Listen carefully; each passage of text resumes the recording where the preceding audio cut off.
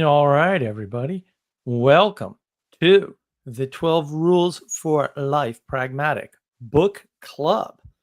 The link is on the Discord server, the Mark of Wisdom Discord server. I will not be posting it in the comments, most likely, although I might change my mind. And I hope you all like the countdown counter that I built this morning. And we have Gustav's and Castle. Excellent. Thank you for joining, guys. I just finished a reading about 2 minutes ago. Unfortunately, I woke up this morning and my computer blew up. And so that took 2.5 hours at least to fix. And because I had to disassemble it because you can't shut computers off anymore. So that delayed my morning quite a bit. And then I had to build, all this stuff and get my notes ready and everything else. But we're here now and everything seems to be working. And that is good, although not everything worked. Okay, well, maybe not everything worked. Rumble didn't work, unfortunately, again. So not my fault this time. I will have to debug that later. Oh, well.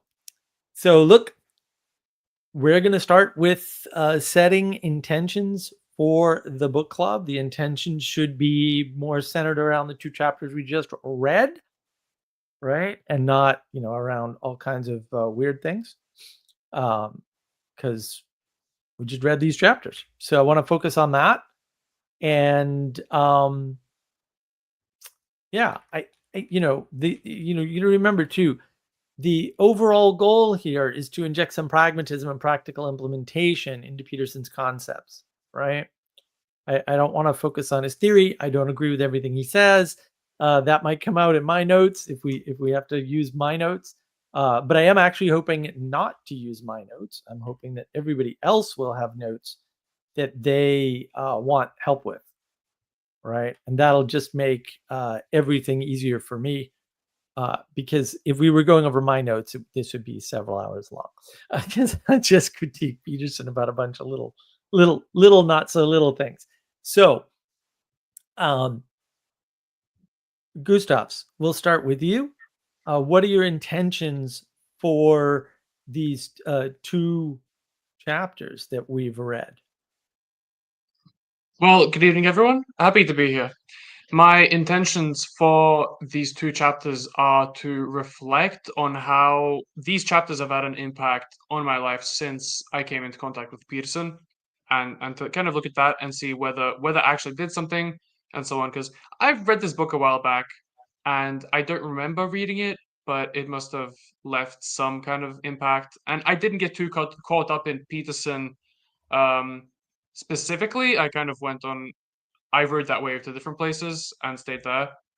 But reading it, there's stuff in here, so I'll be happy to think about that with you. Okay. That's my intention. Castle, what you got for us for these first two chapters? Yeah, so I'm taking the lobster route here. I really am. I'm thinking a lot about I don't know. Well, before I go on, I want to just kind of quickly reflect that, I remember a long time ago I read this book, and for me it was a major kind of introduction to a lot of concepts that I had never encountered before. So I did find it extremely useful back then. And to your point, kind of revisiting some of the commentary that he does in the book doesn't necessarily fit with where I am now. However, the rules themselves do still hold up. So it's kind of interesting to be able to kind of have the contrast between back before I had not implemented anything and these concepts first came up, and then now that I have had some time to kind of implement some of this stuff, be able to reflect and get a little bit more experience on that. So I'm thinking a little bit, just kind of focusing on this thing of, and this will come up a little bit, thinking about, just especially with the example of the lobsters, just the importance of posturing, but also posturing at the different layers. So, you have your own physical posture, which is important, but also the way that you posture everything from questions to, you're present with others, or even, signaling with your car while you're on the road, like that type of thing. Mhm. So just thinking a little bit about signaling, and I think that's also going to kind of come up with the second chapter, the importance of not allowing yourself to become so focused on everything that's completely exterior that you wind up missing out on like the interior microcosms. So just kind of, I guess, having a constant through line between the interior and the exterior, which in the book itself would usually kind of manifest more materially as like, the serotonin levels of a lobster or something like Right. that. I'm not focusing quite as materially, but it's going to be sort of in a similar vein. Excellent. Excellent. So, my intention, which I kind of already stated, but look, I mean, implementation is everything. And the only way to know anything is by doing. And so, while I appreciate Peterson's work, and he's definitely a great man for it, and for many other things, he is not as focused on the pragmatic as I would like us to be. That's why this is the Pragmatic Book Club and not some other kind of book club. So that really is my aim, is to connect his statements in the 12 Rules for Life, into everything. And I will just, breeze over the quick genesis of the book because it's actually important, right? Peterson went on Quora. Somebody asked him, like, what are the rules for life, basically, right? What are some things I can do? And he, came up with like 48 or something, or 46 or 52, something in that range, right? And now he isn't continuing this, unfortunately, but his first two books after that were 12 Rules and 12 More Rules. And so I thought that was good, was the better end of Peterson. And his talk about lobsters for me is only significant because of the hierarchy point that he makes. And I don't think he makes it well. He doesn't do a good job of explaining hierarchy or the implications of hierarchy, right? Which is why I'd like to get more into that. And of course, I have a video on hierarchy on navigating patterns, obviously, that I just did recently, although it's met with reasonably good reception so far. And so let's just dive in to the first rule, right? Which, it introduces us to lobsters, right? But it's stand up straight with your shoulders back, right? So in that, there's an implication that there's something for you to do. So who has sort of general questions about the rule?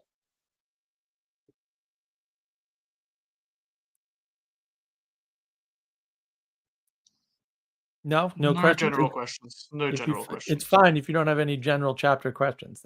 That's not a bad thing. So okay. So what Gustavs, what did you feel about when you were reading the chapter? Like what things sort of came up for you? I remembered reading it the first time around and sort of the time when I was reading it, which was in high school. And I remember the visualization sort of because of the situation that I was in, and a kind of self-awareness was being reflected back on me because it was like, oh, am I standing with my shoulders back? And Mm, also because this has so much to do with hierarchy, a lot to do with hierarchy, because hierarchy in high school is pretty brutal because you get everybody put in the same place, and so that was something that I found really uncomfortable actually, but not like in a negative way. Like I didn't feel humiliated. I just felt like a kind of cooperativity or friendliness was being ignored in some way mhm. by Peterson. Okay.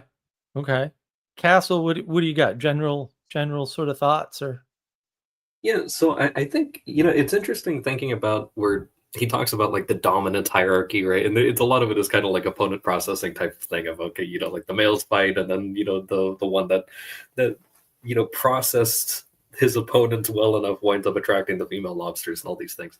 But there's something interesting about, and just kind of reflecting a little bit on my experience of how, the very act of signaling with the posture, or even just kind of like a certain fitness, like not physical fitness, but like being able to fit within an environment, gives that sense to a lot of people of competence, whether or not it's actually true, or sometimes, either competence or trustworthiness.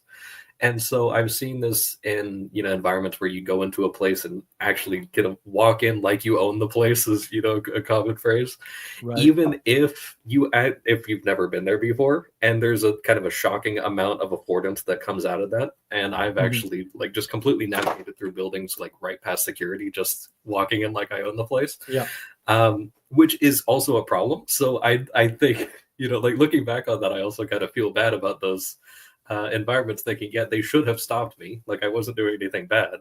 But just kind of thinking of the flip side of this, of when a person is standing up straight with their shoulders back, or putting on a good signal for something, to also recognize like it isn't necessarily as flat or cut and dry as this person has, in a certain sense, earned their way to be able to signal that.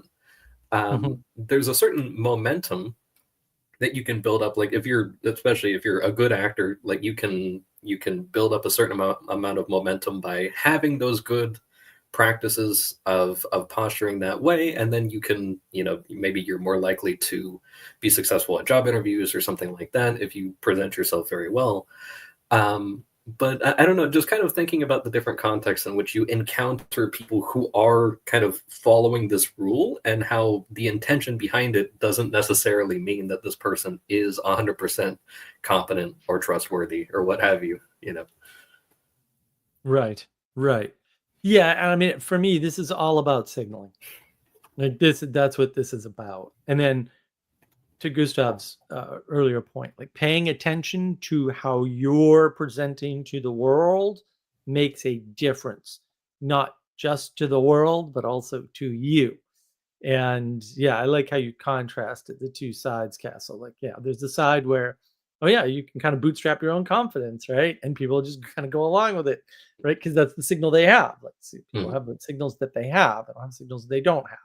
A lot of people have this weird idea that there's a knowledge independent of the world that you just can have access to, or some people have access to, and that's not how it works. Like, signals are signals. And the fact that you can't see all signals, and no one else can either, and we see different sets, is what confuses people, I think. But this idea of signaling and paying attention to the signals you're putting out in the world, are you wearing a nice shirt to host your book club? Because that happened 30 seconds before we went live, as Gustav can attest. So, that's actually important, right? Do you wear a suit on stage with a tie? That's actually important, right? Because you're conveying something that commands, in some sense, respect at some point. And people don't know how to respect you if you can't signal to them how you think you should be respected. It's that simple. And so that's we'll say what I like about this. So who has notes that are crying out to them to be addressed here? Otherwise, we'll have to go to mine. Go ahead, Gustav. Go ahead. My notes. So about what you said about us seeing different signals and putting out different sets of signals and detecting. I think Peterson doesn't have that in here. I think because he's focused on the lobsters, it's like lobsters have territory, and the male lobsters are going for like the good rock to live under, and the female lobsters all see the same rock, and they all want the guy with the nice rock. And so I think he also has a very linear one-dimensional idea of hierarchy. That's in a couple of places in the chapter. In this chapter, and I thought that came out for me reading it this time around. And I don't know about last time. Definitely didn't pick up on it, but it's in there. Well, that's that's a fair critique. I'm noticing the flat world, the binary thinking, the dualism, right. It's all there in Peterson's work. Unfortunately, it's dripping with scientism, right? But also, I think this was a good next step for a lot of people. Like, they were too far down. You couldn't just introduce them to the three-dimensional hierarchical world where kings rule or something, right? That wouldn't work. So I think in that way, we owe him a debt of gratitude for that small and easy step. And we've sort of, his term would be evolved. That's completely the wrong term. But we've moved past that simple understanding. Once we've read the book and had a few years to understand how it integrates with our life. And Yeah, and just to contrast, that one-dimensional thing. It's like, yeah, Mark, you put on a shirt to host this, and that's great. And there's people who will respect you for having that shirt, and there's people who will not. There are yeah, people who will have the opposite effect yeah, on. exactly, right. What do you got for us, Castle? You must have something. So again, just this sort of thing, thinking on what you said, Gustav's, about, like all the lady lobsters see the one rock, right? And it's the one thing. But just I really, especially just in my brain, I'm just thinking a lot of like the microcosm macrocosm thing. So people are looking at the signal that they have, and that's the signal Right. that you're putting out with your posture. But they're also, in a certain sense, gleaning information, whether or not that's correct or not, might depend, about how the interior microcosm is. So if the person has smiling and is dressed well and everything, in a certain sense, that's kind of like a sanity check. That, a lot of times you'll do stuff like, ask people, talk about the weather or whatever, this kind of pointless small talk, but that's also kind of a sanity check to see, can I actually talk to you without you being weird? And so you can kind of get a little bit of a sense of what someone's interior is like, in a sort of low resolution way. But then also you can kind of infer what their sort of abstract macrocosm might be a little bit like. So you can kind of assume somebody's environment based on the way that they dress, how they hold themselves, that sort of thing. So if someone's usually in an authoritative position, even if, like the other day we were talking about, like the CEOs that go and volunteer, and they're kind of at the bottom of the hierarchy in that sense, but they're not necessarily now going to assume the disposition of like an intern or like some teenager who's just showing up volunteering at the same thing. They may submit more, but it'll be a little bit more formal, or like there will be more form to the way that they're doing. It's a little more intentional, as opposed to just kind of like, I'm just getting rolled over because I'm 17 and this is the first thing I've ever done. So just kind of thinking a little bit about that, how there is a lot more to these layers, a lot more dimensionality to these things, and just kind of how easily, if you're truly paying attention, you can gather a lot of information, but also a lot of that is going to be kind of your own projection.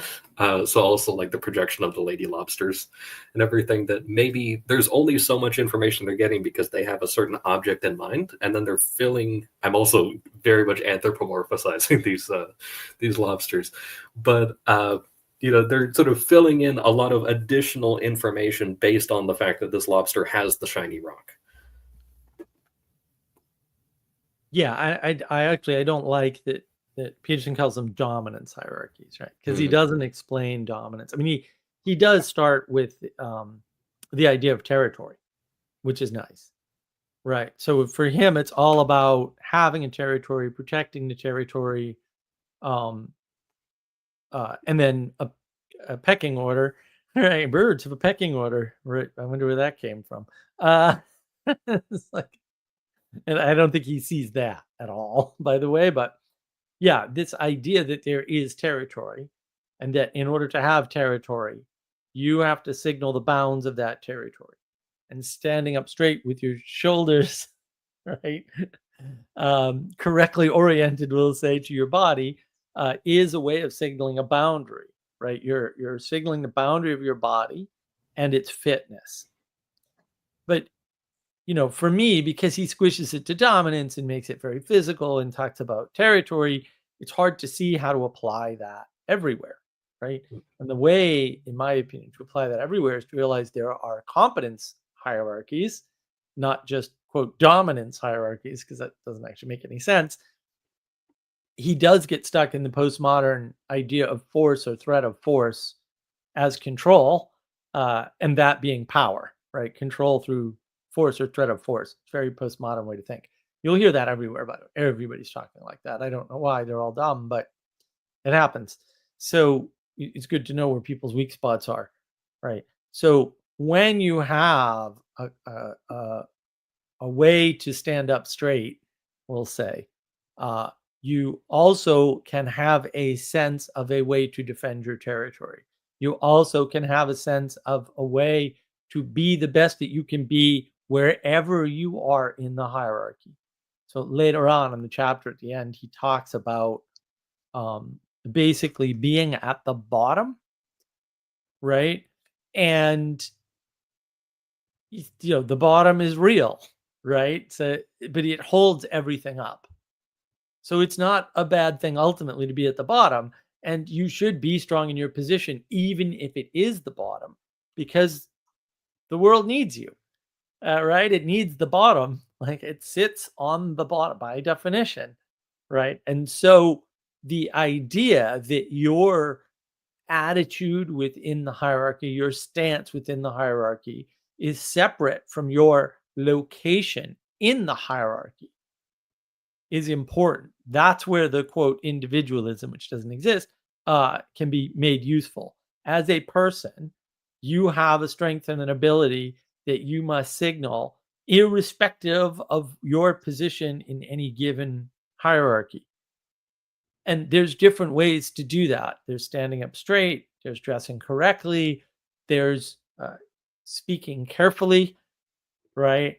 There's taking time to listen to what other people are saying, right? And I know all of these are themes that will come up later in the book, or at least in one of these books, because I often get Beyond Order confused, just because it's all good advice, right? It's all sort of a pack of good advice.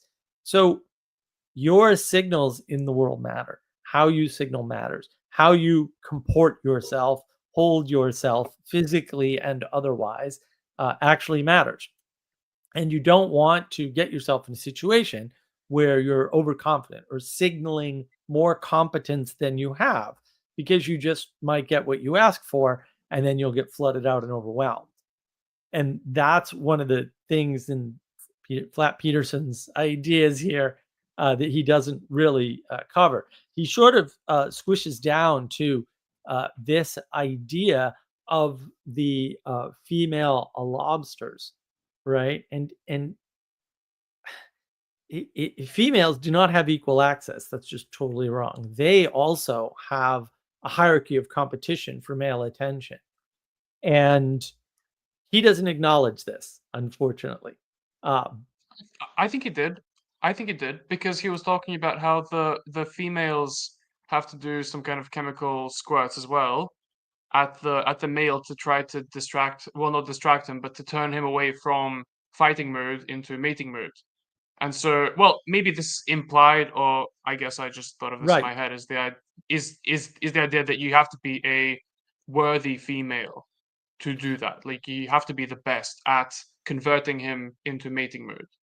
Right, but you'll look at the asymmetry here. It talks about male competition and not female competition. And it's probably confusing because it's done out of the book, where he talks about, oh, women compete by reputation destruction, basically, right? That's how they compete. Right. Lobsters compete by beating the crap out of one another, because that's what you're supposed to do. As every good male knows. It's exactly what you're supposed to do. And he also squishes it down, especially in the lobster hierarchy, to winner take all. And that is actually wrong. And then he goes into the Cauchy curve, which is go to the Pareto distribution, which is the Cauchy curve, basically, which is good, but he doesn't do that correctly either, right? Because that's still not a winner take all. That's most people are in the middle, and there's a 10% at the bottom and a 10% at the top. And where you are at the middle doesn't really matter, because people in the middle are mostly the same. But at the ends, the top 1% are as far away from the next 9% as the top 10%. So all of them are away from the middle, right? It's a really pernicious, nasty curve, the Cauchy distribution. And people don't realize it's the same at the bottom, by the way, right? It's actually an S curve is the best way to think of it, not one of these loopy curves. That's no good. That's a very specific mathematical way to think about it. Animation coming soon, probably next week here. I can just do the voiceover. I'll release it coming up. And that has the whole Cauchy distribution and the S curve and everything in it. But Peterson doesn't talk about that. He doesn't talk about female competition. He doesn't, you just kind of, women have equal access to men. They absolutely do not. And I think that's important to recognize. And it is partly because of that curve, but it's also partly because of the application of specialties. And no one talks about specialization in the context of evolution, which probably means they should have their degrees taken away from them, because it's the most important aspect of evolution is specialization. And the idea that specialization is available to us and to most animals as species is important, right? Because the females specialize on something, the males specialize on something else, and together we build a home, right? That's how the home is built, and many homes builds a world, right? And if those homes are oriented correctly, and that's the stand up straight. If they're oriented correctly, right, then the world falls into place and you rid yourself of domicide. So the domicide is not just, we'll say, a function of, quote, not having a home. It's not being able to stand in the home with the proper orientation. In the male's case, to hold it together. In the female's case, and to beautify it and imbue it with infinite potential. And the way to, if you don't believe me about infinite potential, let me introduce you to the concept of babies, right? Because that's what babies are. So I don't know. I hope everybody saw that coming, but if not, well, that's why I said it, right? And so, it's one of the many sort of nigglies that I have with what he's doing. And just to be a little fair, look, you have to be given an explanation. Now, all explanations are stories, and the better the story, the better the explanation. And I don't think people realize that. And I have no problem with Peterson's overly scientific explanation because it worked. So, like, who am I to criticize something that we know works? Like, no, like, planes fly, but actually, those wings are pretty inefficient. Like, this is not helping anything, right? But it is making things worse. So could you please not? So, it's important that he gives the explanation, tells the story this particular way, right? That's just important. I can acquiesce to the importance of that. But there's lots of holes in the way he's telling things. He's not putting asymmetry in the right place. He's putting it between men and women, which is not the case at all. I mean, there's asymmetries in there, but they're balanced, right? There's real asymmetries in the world that matter, which I think come up later. Does it come up later? It might come up later. So yeah, what do you guys have to riff on that? Anything, or you want me to continue? So I have a couple of things. I guess to support a couple of points that you made, I want to reframe a couple of terms that are commonly used. So, and especially within this context, and thinking back a little bit about a minor disagreement that came up on the Language of Creation book club, was the thing about the dominion was a big word that kind of showed up. And I want to contrast dominion with domination or dominance, so, and you talked about the home, and that's kind of where I'm going with this, is that we talked about the dominion of, especially like the dominion of the masculine and the dominion of the feminine. In the case of a properly functioning family home, they're actually the same home. So it's the same dominion, but it's two complementing aspects that are working together. So it isn't, it's like, oh, which one has dominion? It's like, it's actually both. It's just specialized. And then the same thing with competition, that can be used in the sort of opponent processing sense as like rivalry or something like that. But also competition can be striving together. So, like there's cooperative competition in a certain sense, like cooperating against time, or cooperating to overcome nature or something like that. Not necessarily, to crush, the neighbor family, by outdoing them or something like that. I was thinking about that, and then also within this context of, the bottom 1% or bottom 10%, thinking about, the failure to have dominion, even over your own territory, I guess. And so there's a book, and I advise reader discretion for this one because it's a little depressing. But there's a book called The Corner, and it's from the 90s, and it's a sort of case study of several actual human beings from a street corner in Baltimore.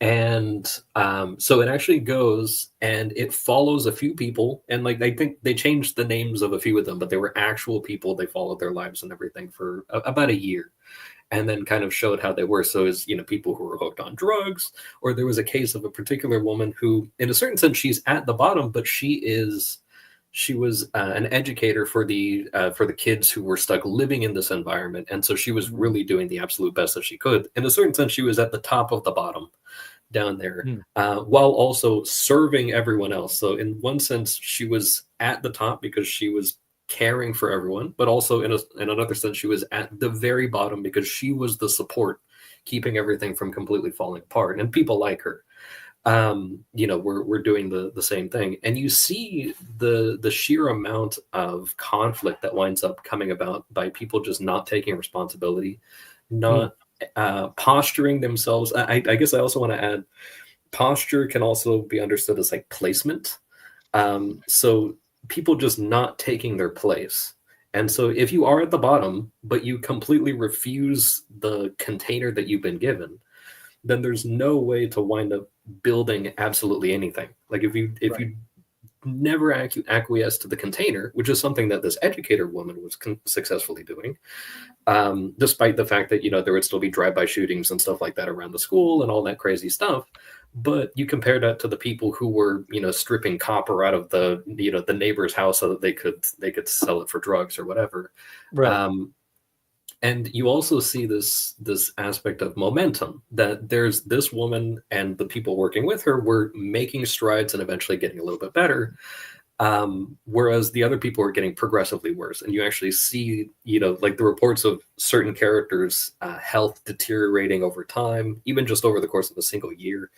And then the entire book winds up ending with, this was in the 90s, and it had been like 5 or 10 years since that point, and they were just like, yeah, it got way worse. Like that's pretty much how the book ends. It's just like, yeah, it's way worse now. And it's like, how did it possibly get worse? But it always can, because the people were just completely rejecting their position.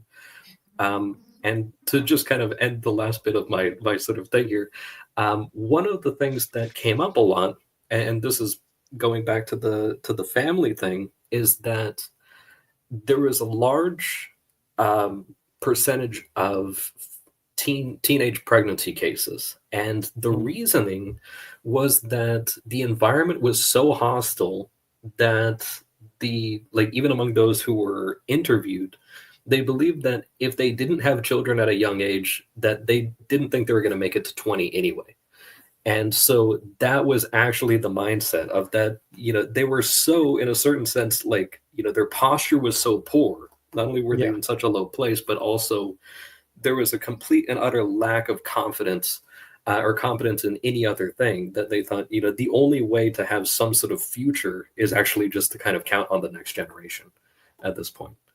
And which is very unfortunate and maybe a little depressing for this book club. But I wanted to just highly contrast that with the properly functioning, dual complementary dominion of the masculine and feminine in home. No, that's good. And I think, one of sort of Peterson's initial thoughts is boils down to something like the outcome of conflict determines the mental state, right, of lobsters in this case. But he's got a flat world view, right? Because it's very a winner take all, right? He's doing the monopoly thing. And then he, transitions back, we're not back, but transitions into birds and pecking order, right? But again, he's so focused on dominance hierarchy, and he's using all these biological examples that are backwards reasoning, by the way, and complete garbage. Just so you know, useful story, right? Most stories contain complete garbage somewhere, but also, yeah, the whole biological justification is definitely backward thinking. But when you're entering a conflict, I think the thing to keep in mind is that you can go into any kind of conflict with a confidence, right? And that doesn't have to be like the confidence that you're going to get defeated, because that's ultimately not confidence. It can be the confidence that you'll do the best that you can do and hold your own, because it's all you're required to do. You're not required to win.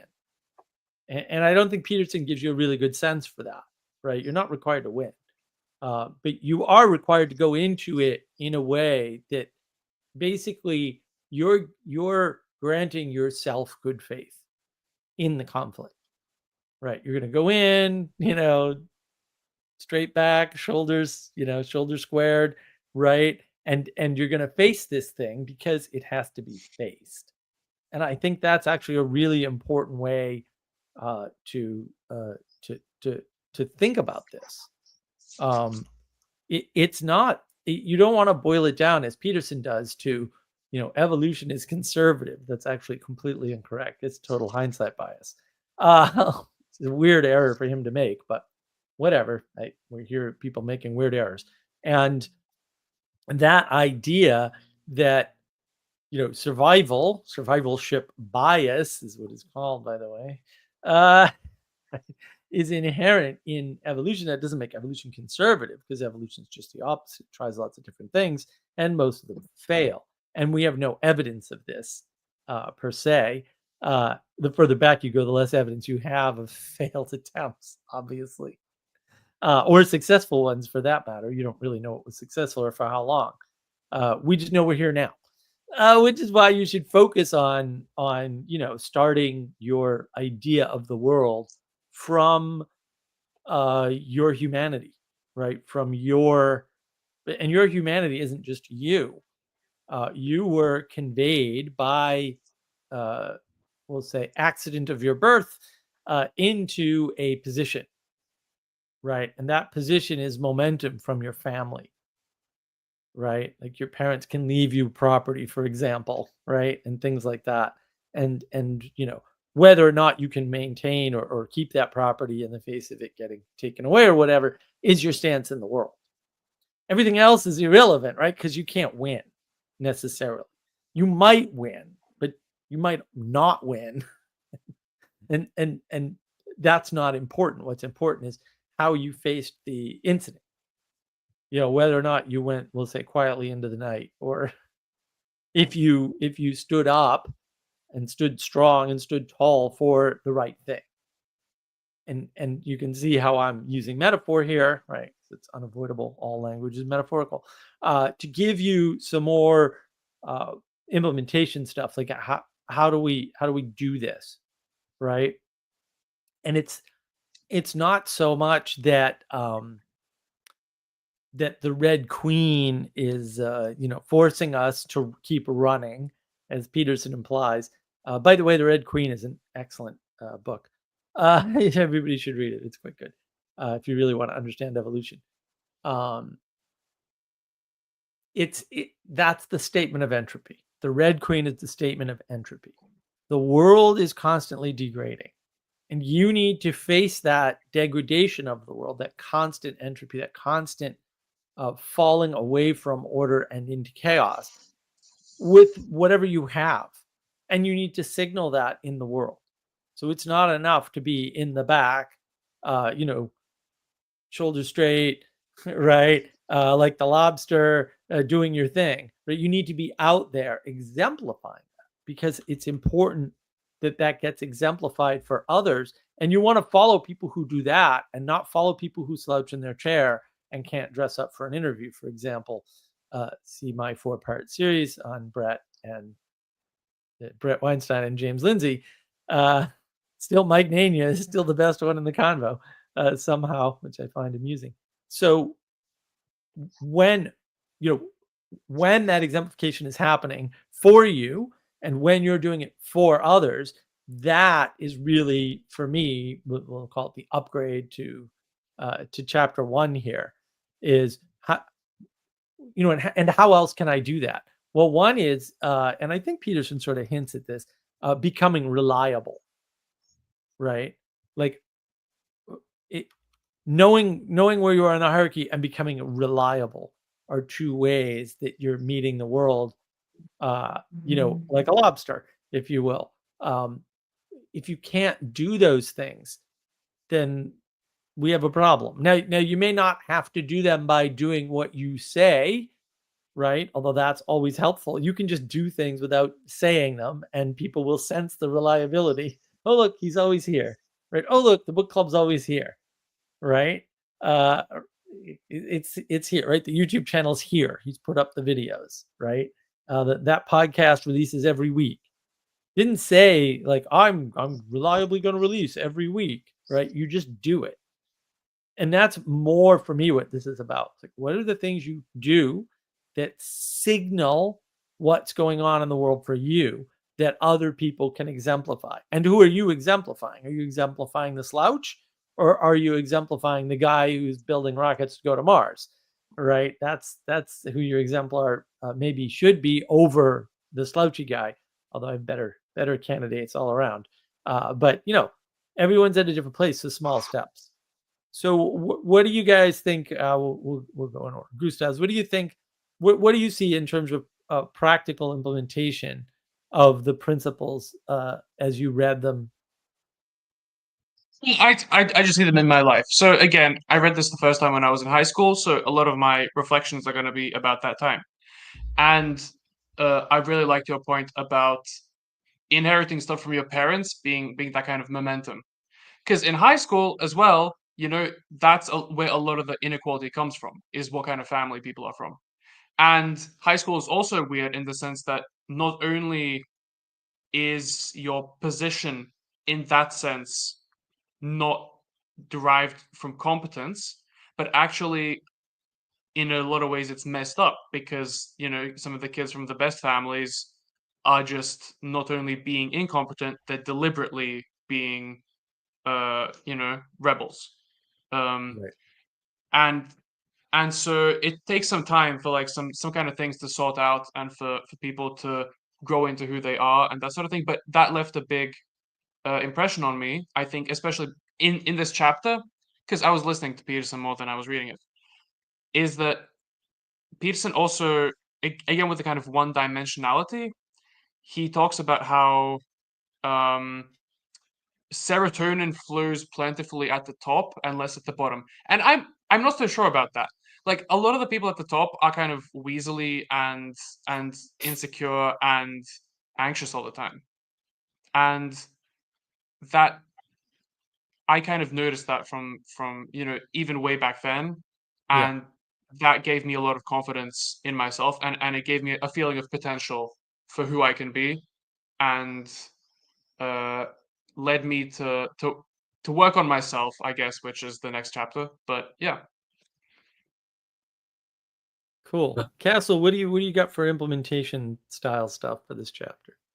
Yeah, well, I want to probably, and I liked everything that you said, Gustavs, and I want to add a little bit of contrast to the Weasley guys up in the top 1%. It's just this week I heard of a guy who talked about how just a few years back he met a woman in South America who was she was a widow, and she was living in what was essentially a shack. It was like 1x4 panels that and it was just the entire thing was just kind of cobbled together, dirt floor, all of that, basically just like a hammock made of branches was her bed, and yet she was the happiest person.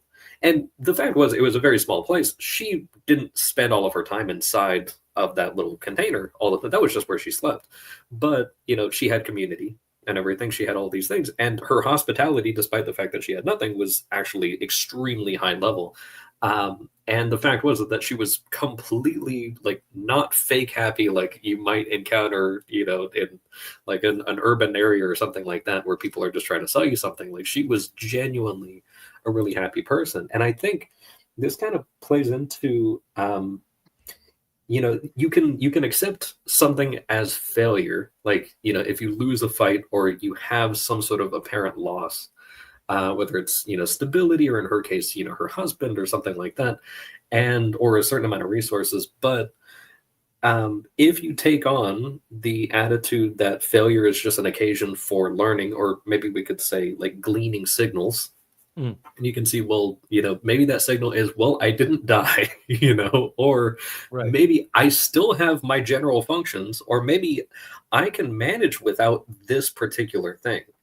And maybe I actually manage better not having to maintain this additional thing that's taking up my cognitive resources, or what have you. Maybe I can put my attention to other things now that I realize that I've lost something that I had an attachment to, and now I don't need it, or I had it, or maybe I can just kind of be confident that eventually I'll get it, and if I do again, that'll be great. But it isn't necessary to, and also to recognize that even in a case of a sort of catastrophic failure where you actually can't continue, so the case of, you know, like that itself can be an occasion for learning or signaling for others at least, and that can be something very valuable. You know, so like everyone remembers the Alamo. The Alamo was not successful, right? But was it not successful? You know, looking at it, like that is something that people invoke a lot of times, you know, for courage, even though like they all died to the last man. Compared to, you know, say like Italy's first invasion of Ethiopia, which they were super confident about and did not work how they thought it was going to. And no one remembers it except for me. So, Apparently. yeah. Never even heard of it. It was like 1901. Yeah. They got completely blindsided. They were like, yeah, we're just going to go in and clean up shop. And there was a foreign army that showed up and blindsided them. And yeah, it was completely insane. But that type of thing is, you're not going to be looking like that was accepted as a failure. Whereas the Alamo was, by on paper, was a complete failure, was never accepted as a failure, right? And that is an enormous difference that you can look at, and at different scales too. I mean, it was the difference between a national scale versus, you know, the small little settlement. Right. So to just kind of accept that as, even if something, you know, goes so bad that you can't continue, that itself can be an inspiration to others. I mean, you look at things like the martyrs and that type of stuff. It just winds up actually inciting more courage to do that same sort of thing. And so I guess I wanted to add that contrast as well, that sometimes the effects of mimicry, even on something that is not signaling, hey, I got the shiny rock, at the end of it, actually winds up inspiring a lot more mimicry and actually can be an occasion for building. And that itself, with people kind of participating towards that aim, maybe saying, hey, this didn't work with one person, but let's keep pushing, you know, or maybe they tried, and because they tried so hard and they just didn't have enough support or resources or whatever, maybe we can really give it a serious push and make this happen. Right. And I think just that's an important aspect to recognize if people are kind of struggling with, you know, the low serotonin, you know, bottom lobster syndrome. Yeah, I agree. Sally Joe, failures survived is learning. Yeah. Mhm. Well, and women like scars, right? Because they know you Yeah. went through a battle and didn't die. Yeah. Fair enough. Like, right. And so these signals, whether you deem them to be, we'll say, objectively positive or negative, who are you to judge, by the way? You're probably wrong. Don't mean what you think they mean to the people seeing them. So you can sit there and judge all day long what they quote mean, but other people are going to see the same signal and interpret it completely differently. But the important part is that people are sending out, we'll say, clear, clean, consistent signals that are good, right? And not, you know, slouching their chair, t-shirt, a smug look on their face when they're wrong about everything they're saying. You know, that's kind of important, right? And it's always, but to your point, Castle, it's easy to get confused, and people will follow that even though it's not positive, right? Because they like the certainty It's like, oh, this guy's pretty certain what he's saying. He's under a pretty good assault and he's not giving an inch. Like, well, also he's a slouch. So maybe that is a hint already as to whether or not you should fall. And I hate to sort of boil it down to, is this person a fat, dirty slob? But also, there's a there for sure, and that is the point. Is this, what do we do, with standing up straight with our shoulders back? Like, how else do we do that in the world other than things like dress and speech and reliability and consistency? All of these things matter a lot. And the thing is, we'll say forcing yourself to do them improves you, and improving you automatically improves the world, because it turns out you're part of the world. Who knew? And so you don't have to worry about, like, well, can I improve the world by giving somebody a good idea about what to do about the Ukraine invasion or whatever? It's like, why don't you just make yourself better? Because you can. And then and let the rest take care of itself, because you don't have a choice. So it's better if you're not, focused on those particular things. And it's interesting too, because Peterson does sort of talk about structure, right? He talks about two interesting, or we'll say the last two interesting things before we wrap up the chapter. He talks about money is not just a solution, right? It can cause problems as well, which I thought was good, right? That's why the economic frames of thinking about the world are bad. But the other more important point I think that he makes is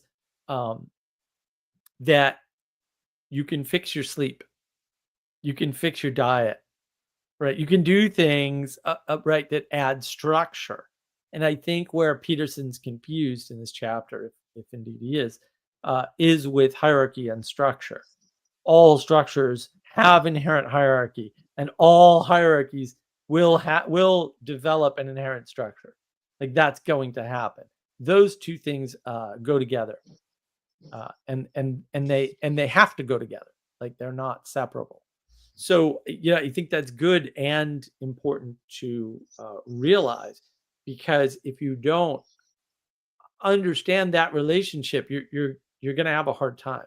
And the thing is, if you want to do something bigger than you, that's more than just you're going to need help. And however you get that help, it's going to be directly or indirectly supported by a structure, right?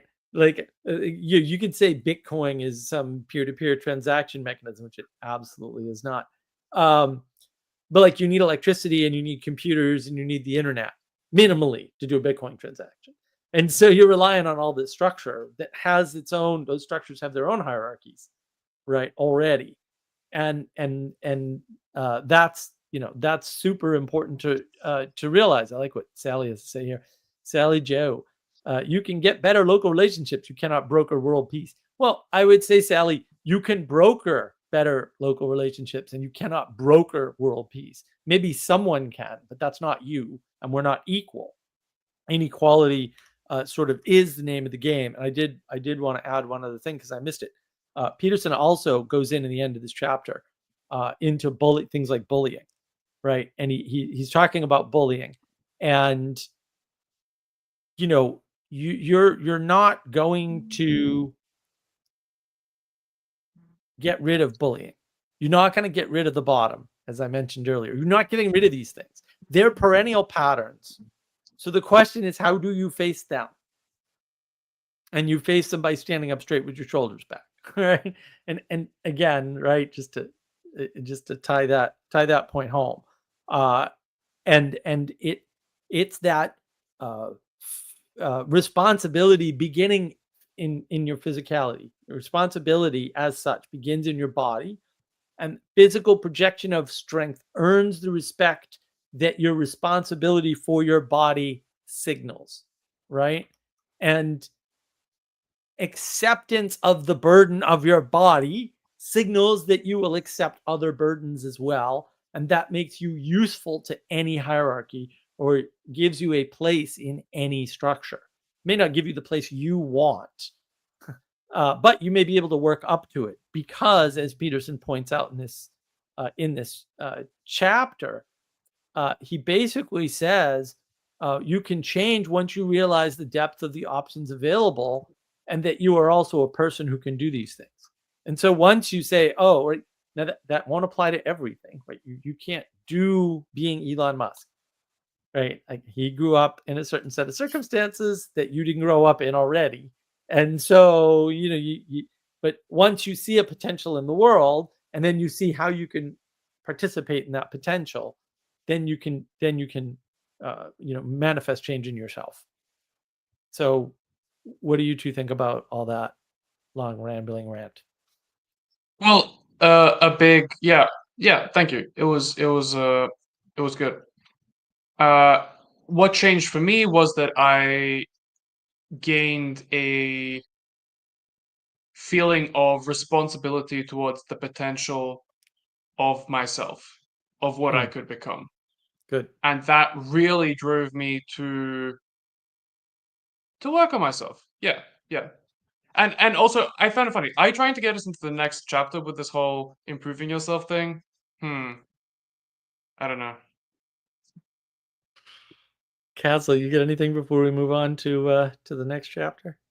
My comment is also kind of transitional to the next one. I mean, just this importance of the, now the signaling going, not only, what other people see, but also your own kind of understanding of your own experience, and not having yourself so, what would you say, like, so like unconstrained by just awareness and just kind of constantly broadcasting out, but rather just kind of realizing, oh, in order to properly broadcast these signals, I do also need to kind of curate myself as well. I'm going to use a lot of sort of negative contrast, I think, in this next section. Not 100%, but I'm going to use that just kind of to show the importance of actually taking care of these things, because there's, you've made comments before on, like the poverty is piety thing. And there's also a bit of that when it comes to taking care of oneself, this thing of, misunderstanding modesty as complete self-neglect, and that itself eventually winds up being kind of uncharitable. Like, if you don't shower for 2 weeks or something like that, like, that isn't something that you're saying, oh, well, I'm just doing this because I don't want to use up all the water, and the other people should have it because I'm going green and all these things. It's like, no, you owe it to the other people to not smell horrible, and to not put off an offensive, visage when they see you. And maybe people will actually respect what you're doing and want to cooperate with you if you're not disgusting. Right. So yeah, I'm gonna point out a little bit of magic here in the chapter. So chapter 1 here is very much just do this thing. And chapter 2 is, well, now pay attention to yourself a little bit more. Right. And so you can see the steps in what Peterson's doing. And this, I think, whether he's aware of it or not, I have no idea. I haven't talked to the man, but I'm open to it. If he calls me up, I think I'll try to find a way to make some time. This second step is important, right? Which is treat yourself like someone you're responsible for helping. And the question is, why does that work? Well, it works because of poverty equals piety sort of doctrine, which is very sort of Protestant in nature. Unfortunately, it tends that way anyway. And that second step, which is a careful small step for people, I think, from, hey, just go into it, right? Just, through the force of your own will or your own ability, just make yourself better, which is, again, it's super important to, all right, well, now pay attention to what's going on in the world, like around you, right? So this is the theme for this, is sort of like the line between sacrifice and self-care. Peterson uses self-sacrifice. I think that's redundant and incorrect. All sacrifice, to be defined as sacrifice, you're giving up something. So there's already a self sort of involved. And I think that shows the weakness, we'll say, of the psychological approach to this, which is very useful most of the time, and just every once in a while, I think it sort of trips him up. So what do you guys think of my introduction there? What do you have anything to add? No, not really. I like it. I think it's a very pragmatic approach to a chapter that has a lot of very heady stuff in it. Which honestly most of my notes are on the, I don't know, the what do you call it? Philosophical some things. Yeah. Castle? Castle, what you Yeah. got? So I think we're also we're going to wind up seeing, it's probably like a week or two out, the whole setting your entire house in order type of thing. But we're getting very much a microcosm of that. That we're just the next kind of layer up, taking care of yourself. We're going beyond just the standard kind of straightness. This is also kind of like a completeness or integration that is being recommended to us. So just kind of, I don't know, thinking a bit about this, what you said about accepting the burden of your body, that you have constraints. You're not completely free to, you can't just teleport wherever you want to, or whatever kind of thing. You have to eat, you have to do those things. There's consequences to what you integrate, what you look at. I mean, there's lots of different types of consumption that you can have, even in forms of conversation or what you're listening to or watching. So I think all of that is very important, and just recognizing that choices have consequences, and whatever you're doing, even if it's not material but still kind of actionable, that's going to have effects on yourself. And if it doesn't have a direct effect on other people, you think of like secondhand smoke, this sort of thing. I mean, that's not the secondhand smoke is just one of many types of things of you doing something saying, oh, this only affects me. And it's like, not really. Sometimes, there's certain traps, I guess, like, there's the difference between aspiring to something versus being ambitious. The ambitious is very much kind of just very, egocentric, versus aspiration is, you're aiming at something high and striving for it. And that, in a sense, can draw a lot of people with you, rather than just kind of being a black hole that just consumes everything that's there. And then the same sort of contrast between something like confidence, which you can get by experience and continuously striving towards, a high aim, versus something like self-esteem, which is kind of like self-medication, and doesn't really, serve anything there. It's kind of like eating yourself, in a certain sense, which is a little bit subtle, and it's unfortunate that a lot of times it doesn't get postured that way. But I do see, like, it is an actual burden to accept that burden of yourself. Like, you have that old saying of like, I've met the enemy. It is I. It's like, that's 100% true. And, I think of that, the guy, St. Francis of Assisi, he had a very poetic understanding of the world. And so he would go and he would refer to basically everything as his siblings. So even like, brother, sun, sister, moon, that type of thing. And he referred to his body as brother ass. So it was like he had a donkey that just a stubborn mule that was never doing what he told it to do. And so he would kind of, in a certain sense, and the guy's a little eccentric, but he got a lot of results. He would refer to his body as brother as if he had to like fast, and then he's having hunger pains or whatever. He had to strive after something, and it's like, well, it's like the joints start wearing on you or whatever. It's like you kind of have to deal with this of there's a beast of burden, and it's like I have this kind of pack donkey that I need to care for, and it's like I need it to carry my stuff. I need it to accompany me on my journey up this mountain or whatever.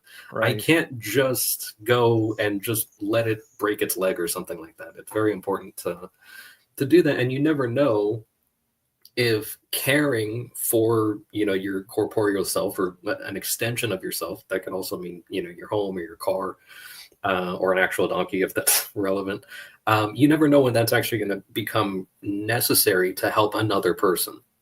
And if you yourself allow your muscles to atrophy completely, like it's one thing to not want to be a gym rat, but also, to completely just lie in bed all the time when you don't have to, and you don't have a condition or anything, you're just lazy.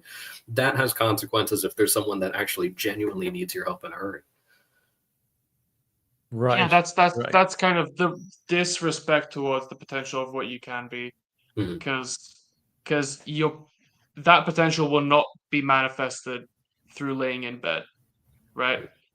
Obviously, you want to argue about this. Maybe sometimes you need to rest after working too hard, right? But like generally, get up and do the stuff. Mhm. Have some respect, I guess. Yeah, the sequence and the ordering sort of matters. Did anybody have any like general sort of questions or anything in this particular chapter that they wanted to address, or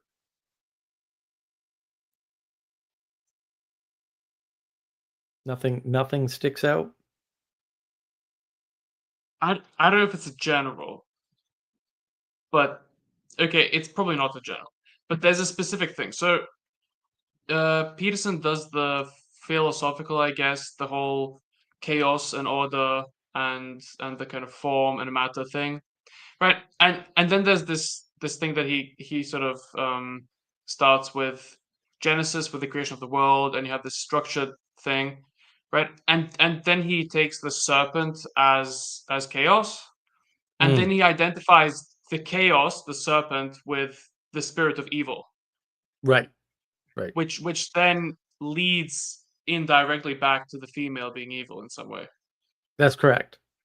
Yeah, and I think that got to me in some way back when I was doing Peterson stuff the first time around, Yeah. and I didn't quite swallow it whole, but that's something that I didn't process really, and so I think because of that I didn't quite understand actually this chapter, because I was not letting that get to me actually, the whole thing of like Yeah. women being evil or something. Well, and interestingly, to be quite honest, I don't think it belongs anywhere near this point. I think it's a mistake for him to even talk about that, because it has nothing to do with how you treat yourself or responsibility or helping, right? And so it's more just a meandering at that point. And Peterson's prone to meandering, and it's fine. He usually does a very good job. I don't think he did a good job here. A lot of stuff he says is flat out wrong, and because he sees, well, I don't want to say he sees. I'm going to take that back. What he's saying implies that chaos, order, and potential are all different things, and he's not giving them a good relationship. And I think that's part of the problem. I think that because he's an individualist, he makes a bunch of fundamental mistakes sort of early on, and I'll go over those because they're foundational in this chapter. The mistakes are foundational. They're right in the beginning, and I think it's fair to say this is the mommy issues chapter, which is not great, not great. Castle, what do you have any general sort of questions or things you want to clear up about this? So I maybe want to kind of comment. Now, it's not on what was just being discussed. Now, I'm not going to claim that I can totally recover based the way that this section was presented in the book. Especially like I wouldn't frame it as chaos or that type of thing. Maybe that's something like a second order effect or something like that. But looking at the thing of like the serpent, like the entire thing, if you kind of continue in that book that nobody's read, there's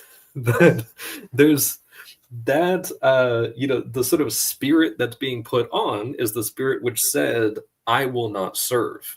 And so this is like, that is the quote. And so to put on this thing that results in chaos is the failure to treat yourself like you're someone that's responsible for helping, but also putting yourself in that position so that you can then help others. If you look at something like, if a person winds up becoming, like, you think of alcoholism, for example, that if a person goes and is starting to just only serve themselves, they're at, especially if it's like a father or something like that, they're at the top of the familial hierarchy. they're supposed to also be serving the lower ones. So it's not like a complete top-down thing. They're also, in a certain sense, the foundation. And so like they are the top and the bottom, but if they wind up getting completely enclosed in themselves, then they're no longer serving. They're no longer taking care of themselves as if they had some sort of dignity. But also they're no longer preserving the dignity of everything underneath them. And so when they wind up, in a certain sense, clothing themselves with this, attitude of I will not serve, or I will only serve myself, then that winds up actually kind of exposing their nakedness or their lack of capacity to serve anything at all, even themselves long term, because they're damaging themselves. And then it just causes everything else to fall. And so you can kind of see the same sort of story play out in that microcosm, just kind of in a day-to-day example. Okay. So what yeah, do you guys have any notes you want to like go over, or should I just dive right in with the problems, the initial problems? Well, I just had a thing about how the way I read this chapter, especially at the beginning, which had to do with taking medication that you're supposed to take. It has a lot to do with fixing the problems that you're already aware of, right? So it's like you start by generating the consistency that you honestly should have. Like you know that you should get a haircut. Get a haircut. And then you go out into the world and then you go out into the world, right? And then the next step is that you run into something that you didn't know yet, and then you can kind of work on fixing that. But you got to start with the things that you already know you should be doing. And if you're not doing what you should be doing, that's like, it's a huge flaw. It's a lack of integrity. It's going to make you anxious. It's going to make you unhappy and insecure and all of those things that will stop you from going out into the world. And that's what I did, actually, in my life. I want to probably add to that as well. I like the point about, solving the problems that are in front of you. And also, I guess I just want to kind of add that recognizing the things that actually are problems and are not just kind of, just constant realities that can't actually be fixed, or things that are completely outside of your sphere of influence. I mean, that's something that is going to wind up sort of incapacitating you from being able to even care for yourself and what's immediately important, like your real problems, if your attention is always, long distance towards things that you can't possibly influence. So in a certain sense, by trying, you might actually even wear yourself out and completely exhaust yourself trying to solve problems that are not actually your problems. And in that sense, you actually wind up generating, or at least allowing entropy to build momentum in your local area, and then that's going to overspill on other people who now have to solve your problems.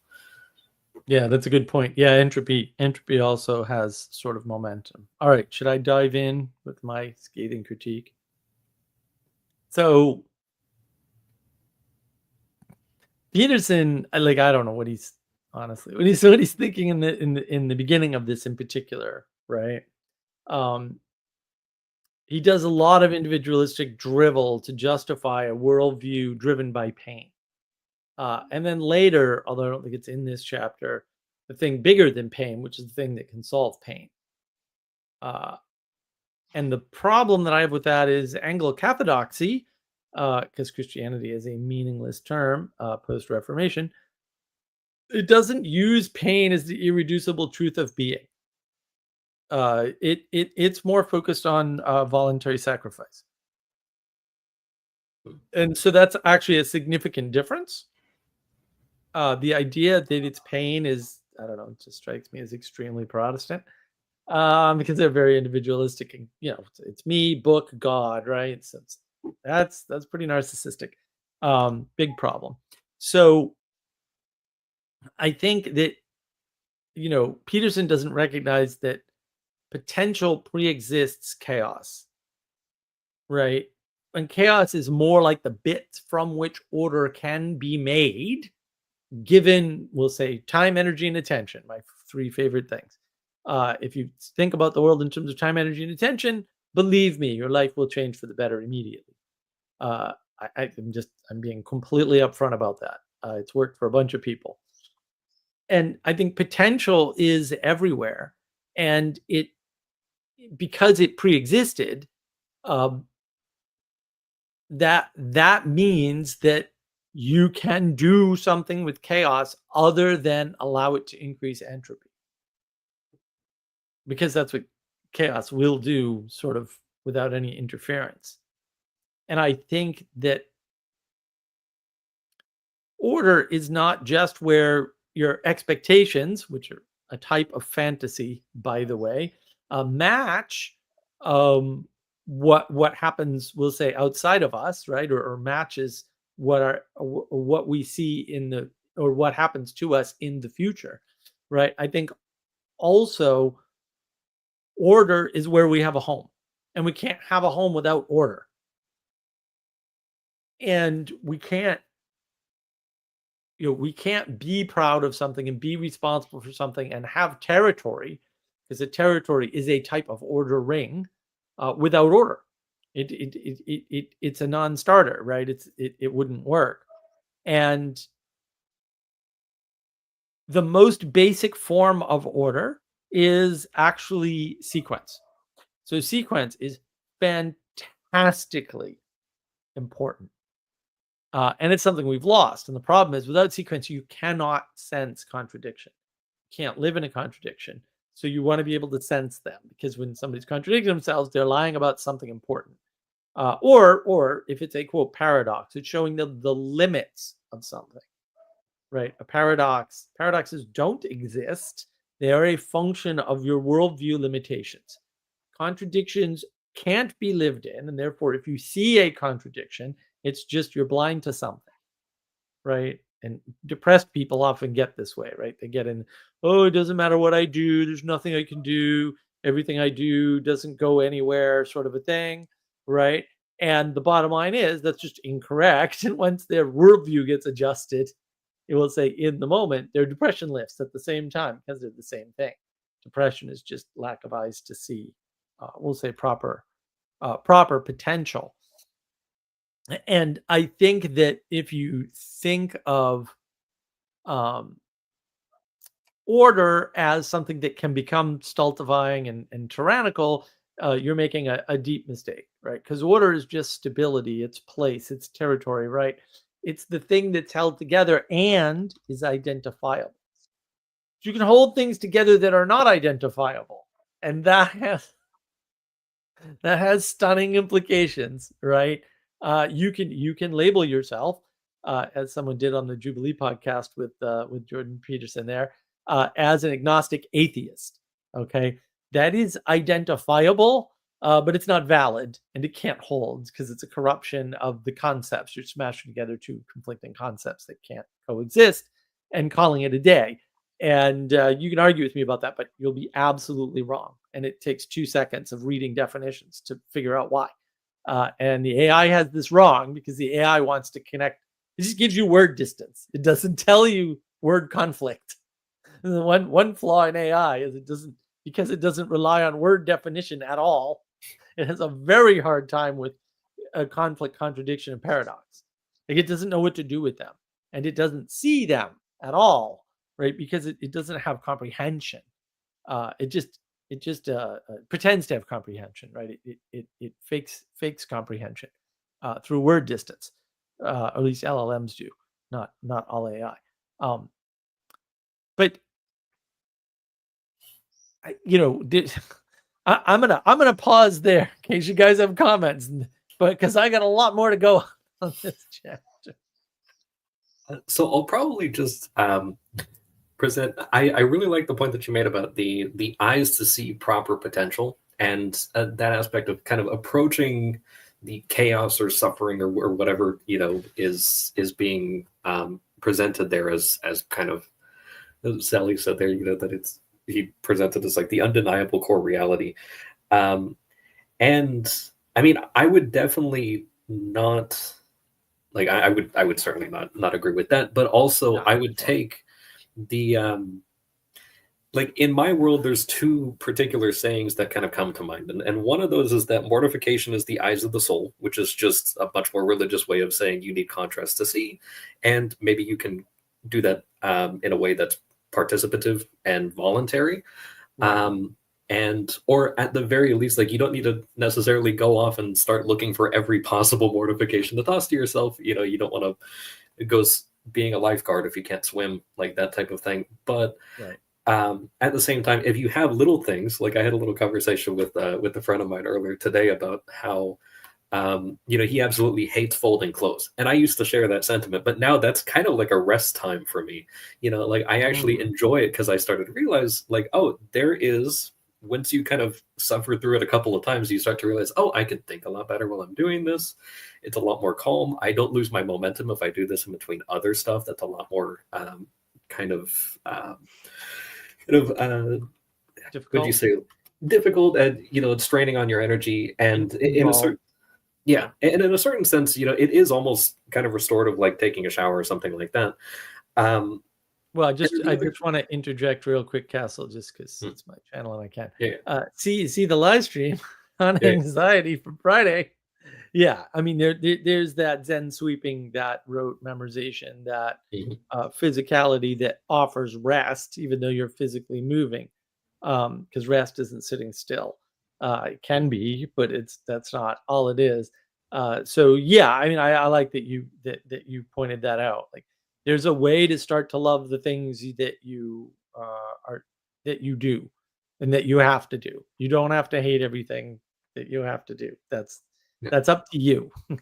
yeah, yeah. You get a choice. I'm sorry. Go ahead. Go on. No, no, you're good. And then the other thing too is that everything, like actually everything, and this is something that you know you have to kind of like take that on faith and then try it. But everything can be acquired through the cross. Is another kind of thing from my world. Is that if you, and this is very much like delving into that, if you have eyes to see, then you are seeing a large amount of potential in the chaos. That if I can actually take a bite out of this and it's enough for me to be able to chew, then it is, yeah, I mean, you're not like taking a bite out of like the grass outside or something like that. Like there's some stuff you shouldn't be integrating. um but if it's something that, okay, I have no choice but to deal with this circumstance, like this week, you know, the water heater stopped working and everything. It's like, okay, nice. I'm gonna start enjoying the benefits of cold showers, you know, like Right. that type of thing. And so you can kind of, you know, there's the Jocko Willing thing of just saying good to absolutely everything. There's a little bit of that in there, but also you can kind of, there's a higher way of participating in that, I'll just say. Right. But you know, you can start there and then kind of build your way up, and to the point where you can kind of find contentment in basically whatever state you're in. Now, I'm not claiming to actually be there, but I'm there some of the time, and maybe that'll get better over time. Yeah. Gustav, did you get anything, or you want me to continue to blow everyone's mind and just Well, tear poor Peterson apart?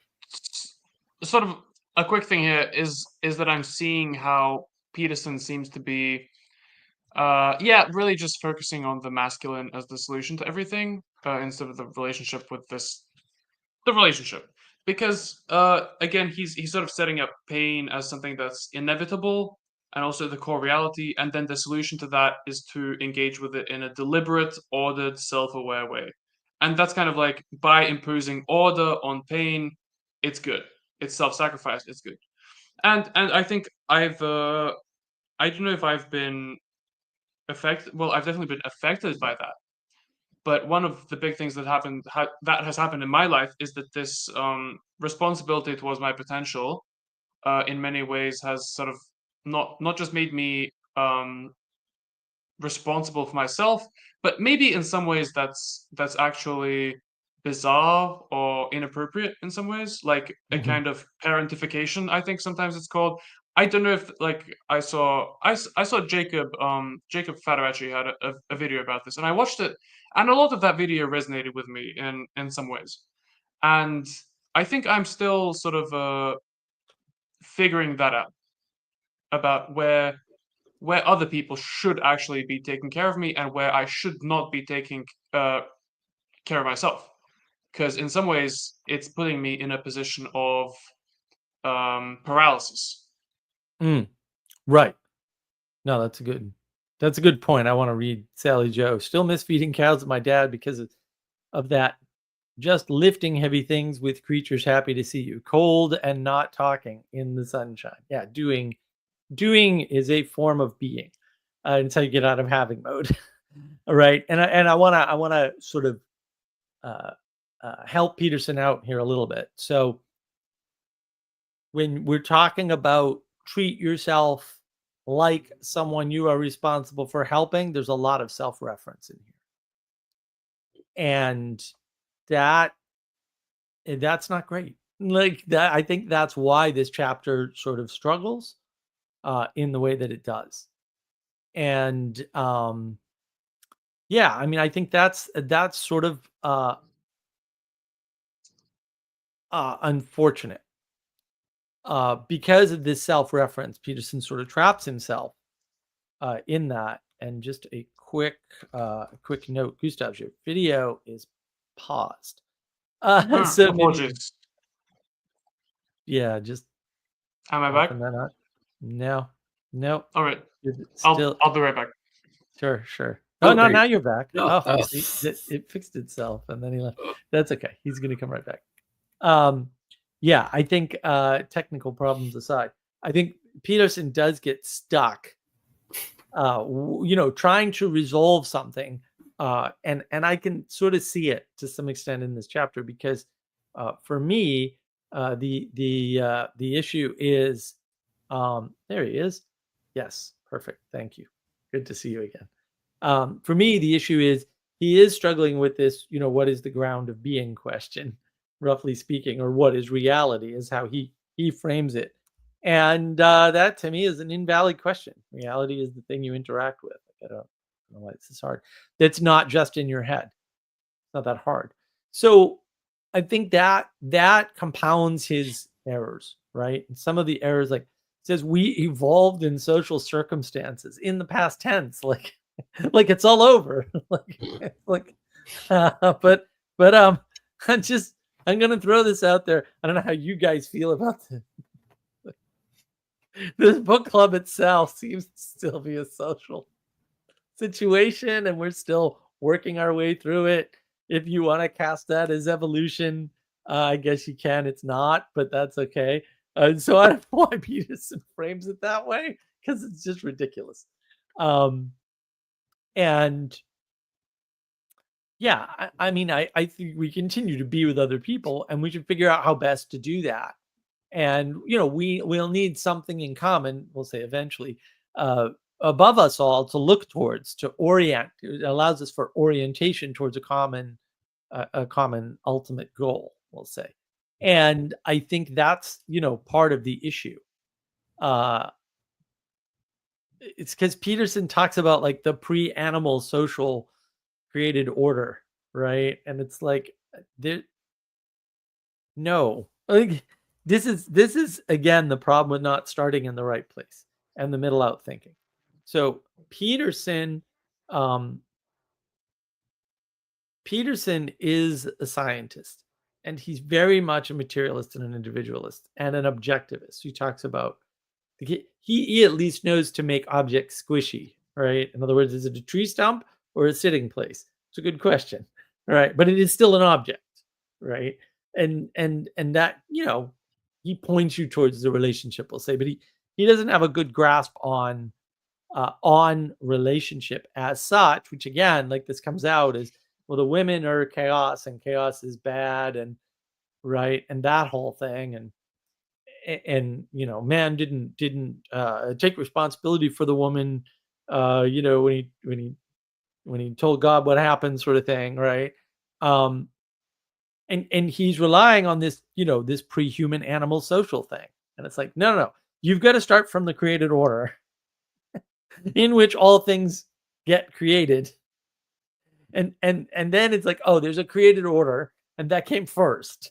Right, and this goes back to sequence, right? It's like, oh, right, because when you say treat yourself like someone you are responsible for helping, again, you're stuck in this loop of reference. It's a referential loop. It's very hard to get out of. In fact, I would say it's impossible. That's what happens when you do middle out thinking. And so the point is correct. In other words, sometimes we neglect ourselves in favor of others, right? But more importantly, and this is the better point, is that we use the existence of others as a reason to not work on ourselves, right? And then because we don't always help them, we go, yeah, but there's poor starving kids in Africa. It's like, maybe, but you're not in Africa. And so there's a war in Ukraine. Yeah, but sure, but also you're not in Ukraine and you're not Ukrainian. That's even worse. What does this have to do with you at all, right? And so you run into these ways to dodge your own personal responsibility to stand up straight with your shoulders back, for example. And I think that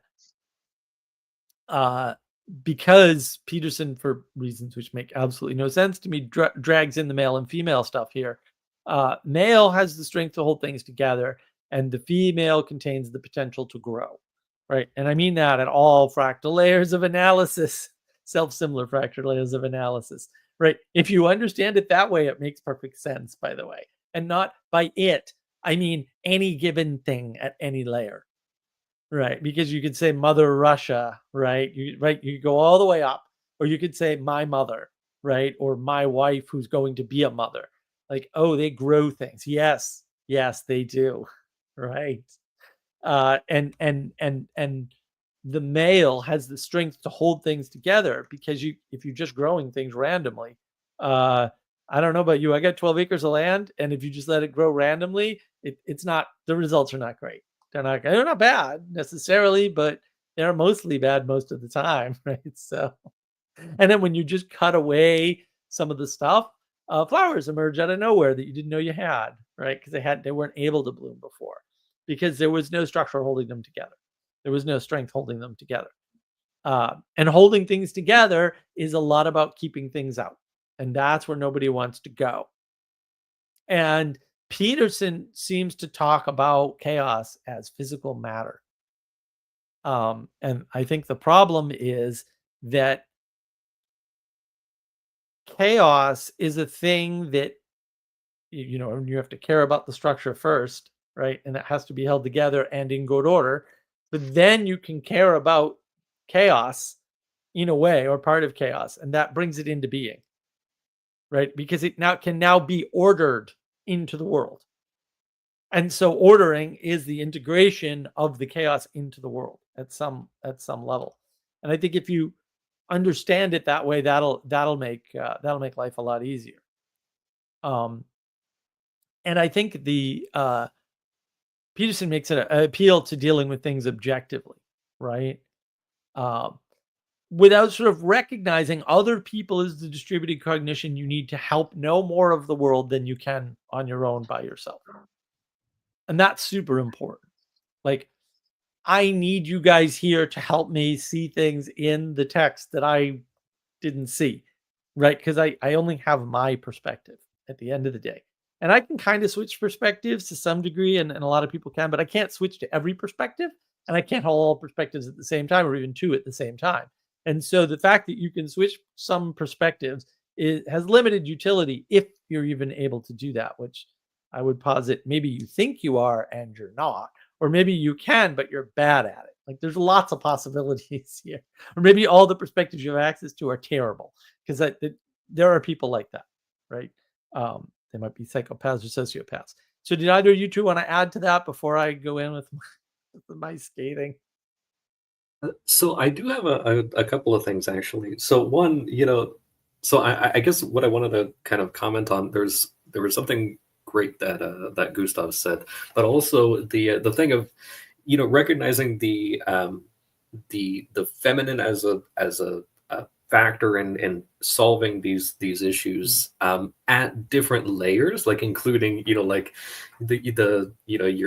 your mother country or that type of thing. I remember there was some silly thing a while back where there was a line where this character said, Lady Liberty taught me that winners don't do drugs, and it's just like this kind of thing.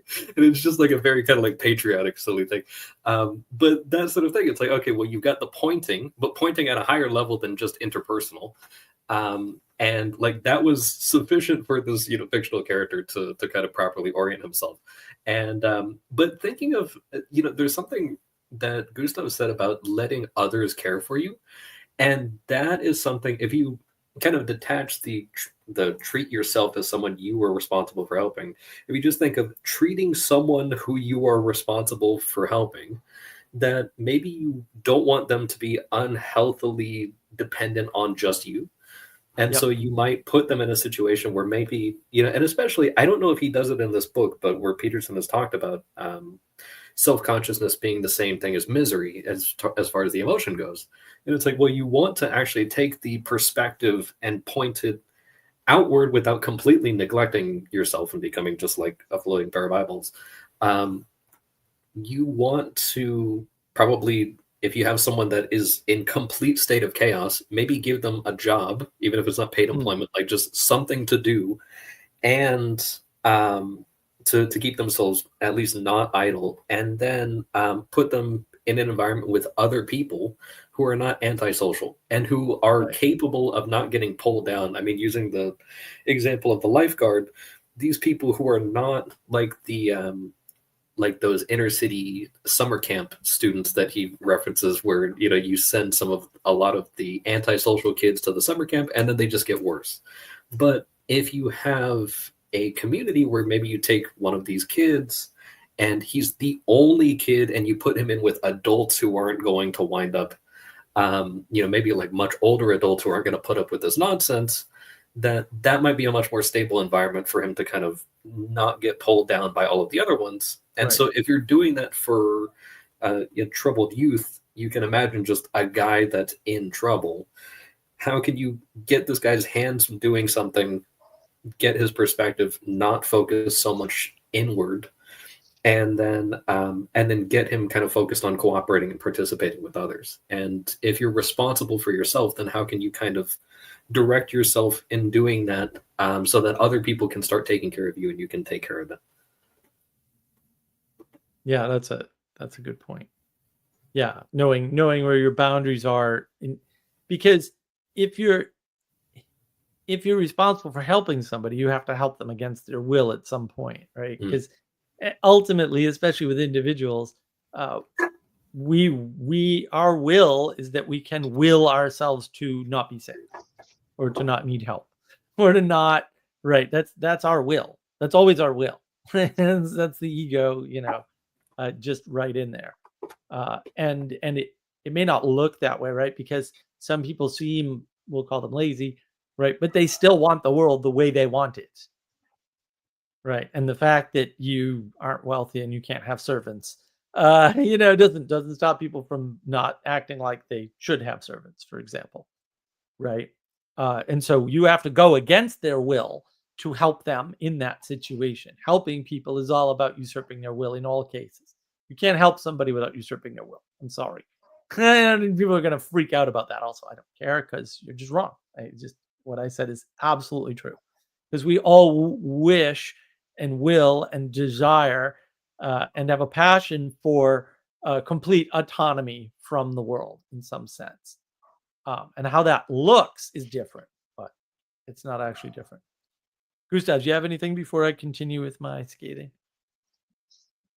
Well, I had to think for a moment about that usurping of the will because of Calvinism and so on.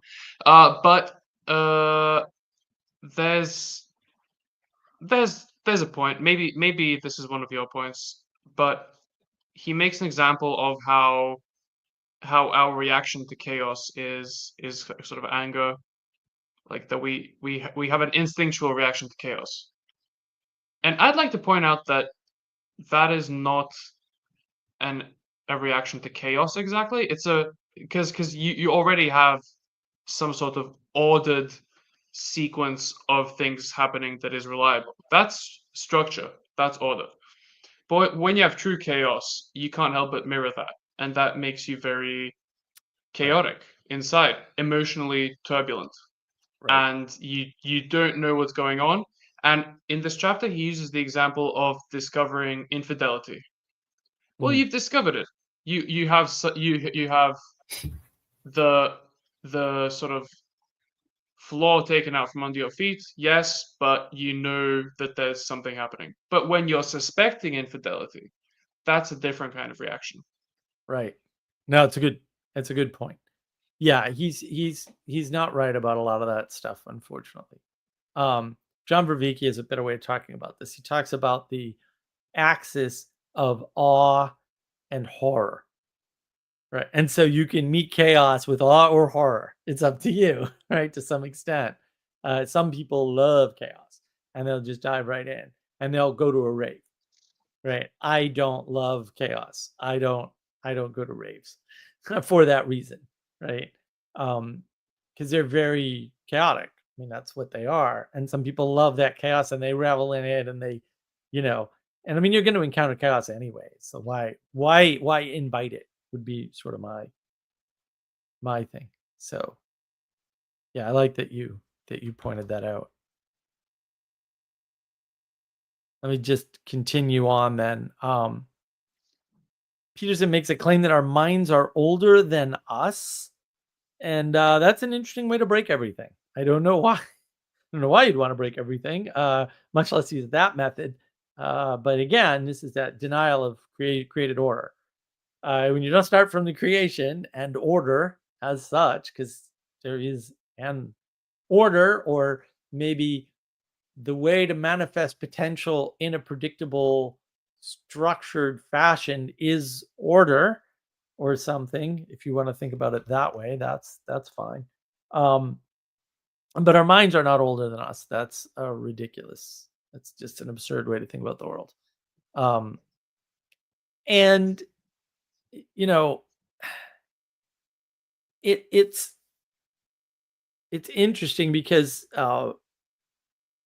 females often tell you what matters, right? As opposed to telling you what does not matter. So there's an asymmetrical relationship. They don't equally say, well, these things matter and these things don't. Right? They're more likely to look into the chaos, into the potential and go, aha, these things are important. Right? And you can only do that from a place of order. You can't stare into chaos by yourself. You get lost to your earlier point, Gustav. And people do that, and it's a big mistake, and they destroy their lives. And I'm very sorry, don't do that. I'm still a no on doing that, right? But if you're in an ordered place, in other words, you have a home, for example, not merely a house, but a home, then it's time to look towards the future and having a baby, for example. It's like, oh yeah, well, that works, right? And so it's the order that allows you to, we'll say, get more order from chaos. Peterson doesn't really have a good grasp on this, unfortunately.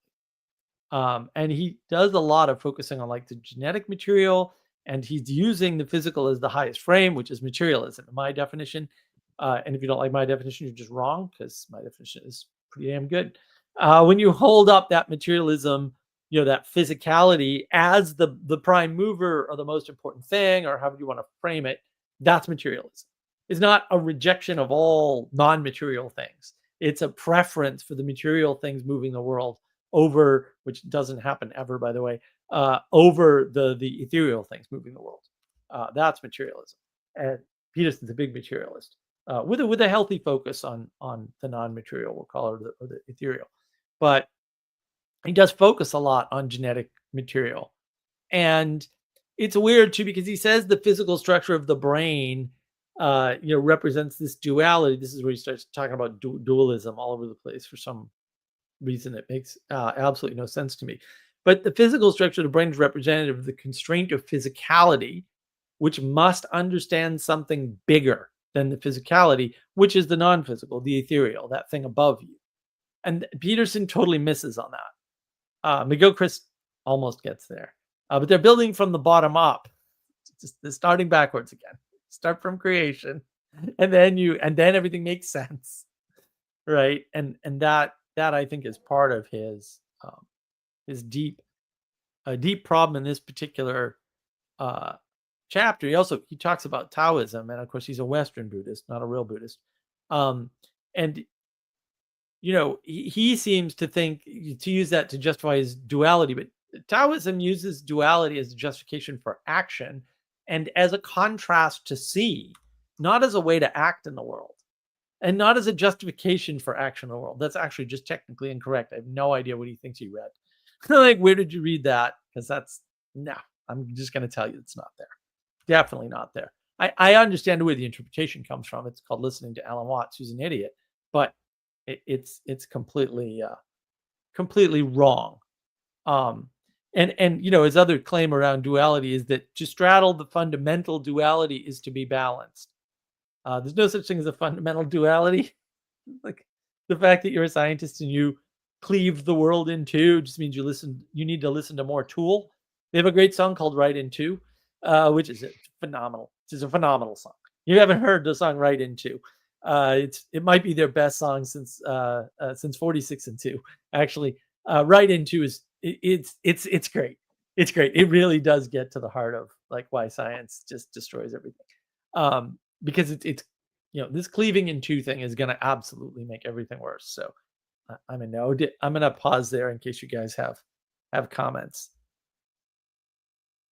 Did you catch any of that stuff? Or because I was like, what is he saying? Why is this like this? And it doesn't relate back to treating yourself like someone you're responsible for helping. He only loops back to that at the very end of the chapter. He doesn't loop it in as many times as he did in the first chapter. Yeah, I don't remember if it was the first or second chapter, probably the second one, where he made a comment that has stuck with me in a sort of haunting sense, about that it was like the word called out the order from the chaos, as opposed to informing. And that I saw that, or like I immediately latched onto it as soon as I noticed it, and then I just started seeing it all over the place, unfortunately. That's emergence is good, yeah, versus emanation is good. Right. So a great example of an emergence is good attitude. Oh, we got called out. And so when it got called out, it emerged from, and it's like, no, that's the world starts with an ordered creation. The world doesn't start with any of these, or the world, the universe, however you want to, all the things start that way. And that also has to do because like the world is an ordered creation, but there's this idea that you don't need any kind of chaos or destruction to sort of bring stuff down a bit so that it can be rebuilt up back by the emanation sort of informing it again. And so that's also the whole individualism is the thing of it's like, well, I'm great as I am. I just need to find maybe something that I can work in without changing, and having to change for a woman perhaps might be something good, maybe, but he doesn't seem to have that. Yeah, he doesn't go down that road at all, because he's still stuck in equality doctrine, unfortunately. And I think that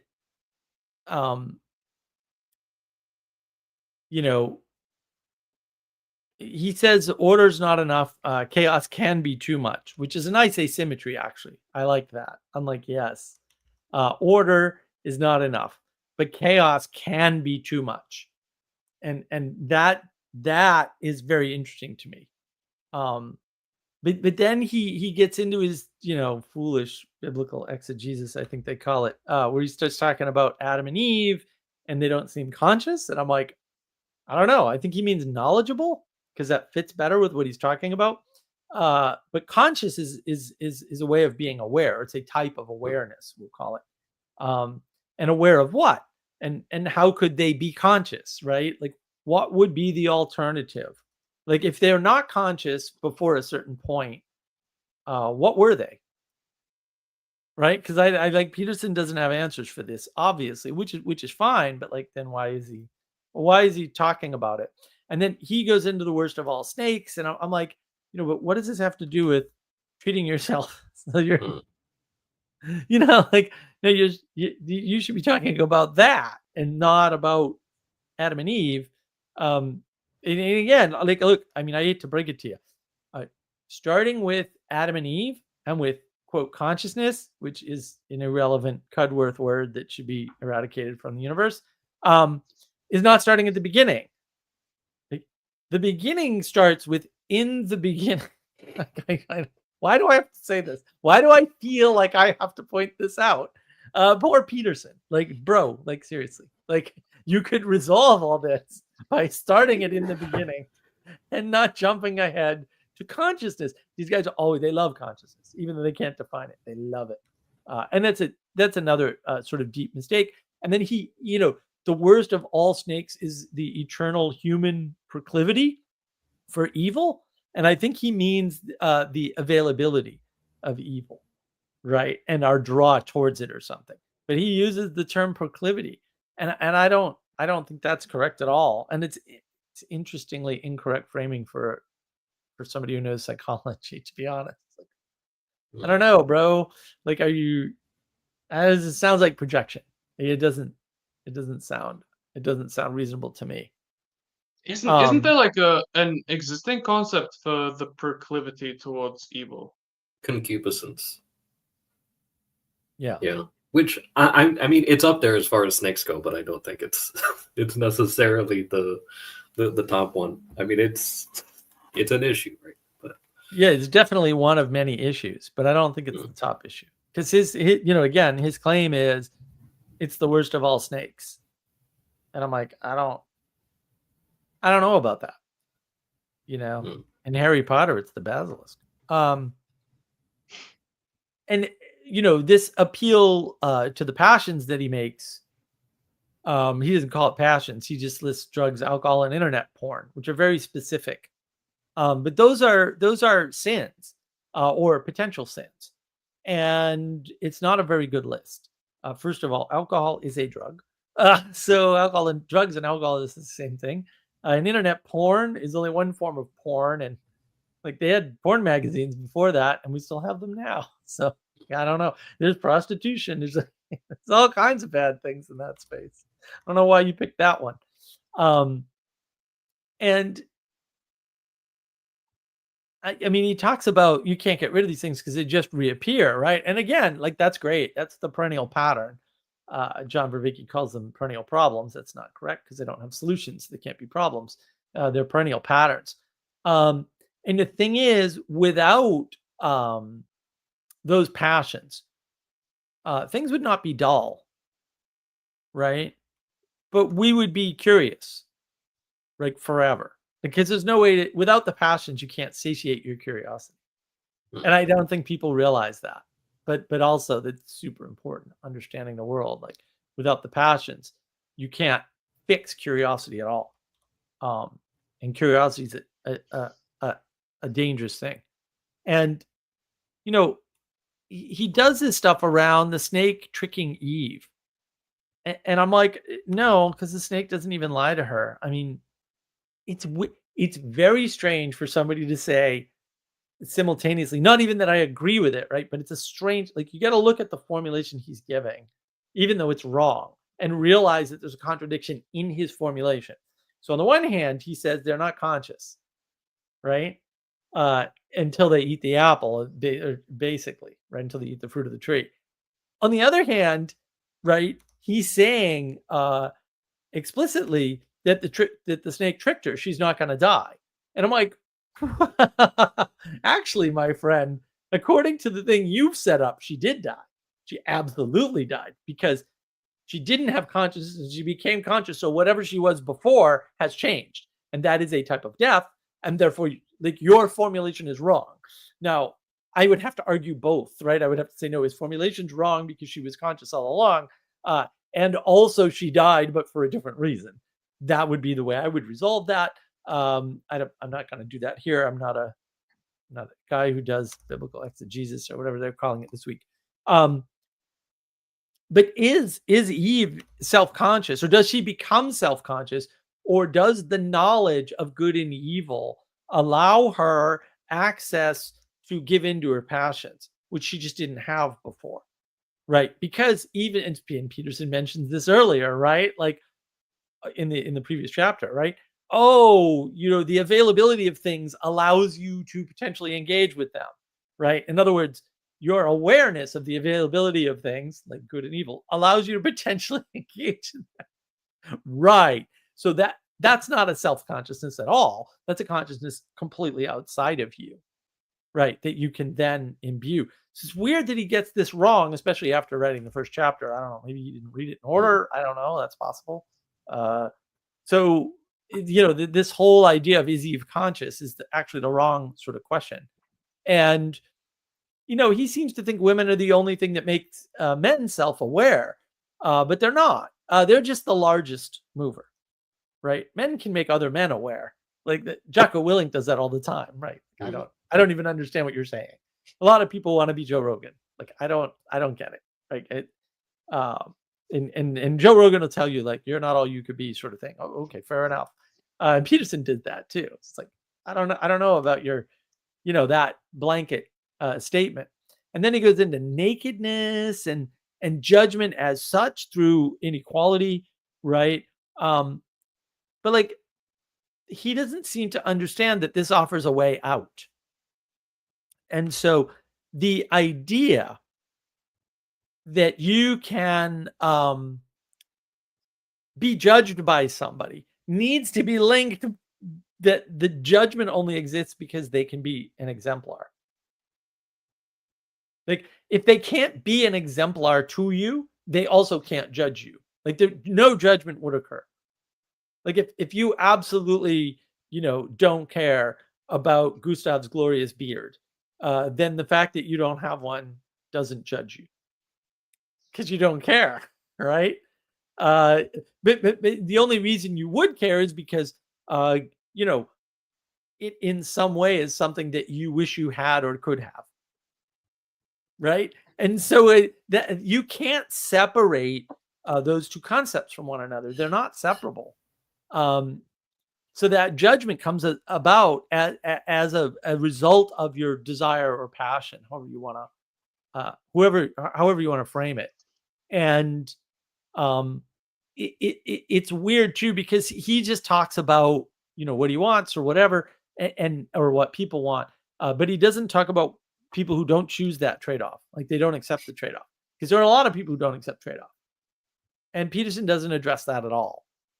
And which is interesting because in order to treat yourself like someone you're responsible for helping, you have to accept the trade-off, right? Which is that you're sacrificing helping other people, we'll say to too much of a degree such that it automatically hurts you over helping yourself, right? And so you don't want to get into that. You don't want to get into that trap. You don't want to get stuck in that trap.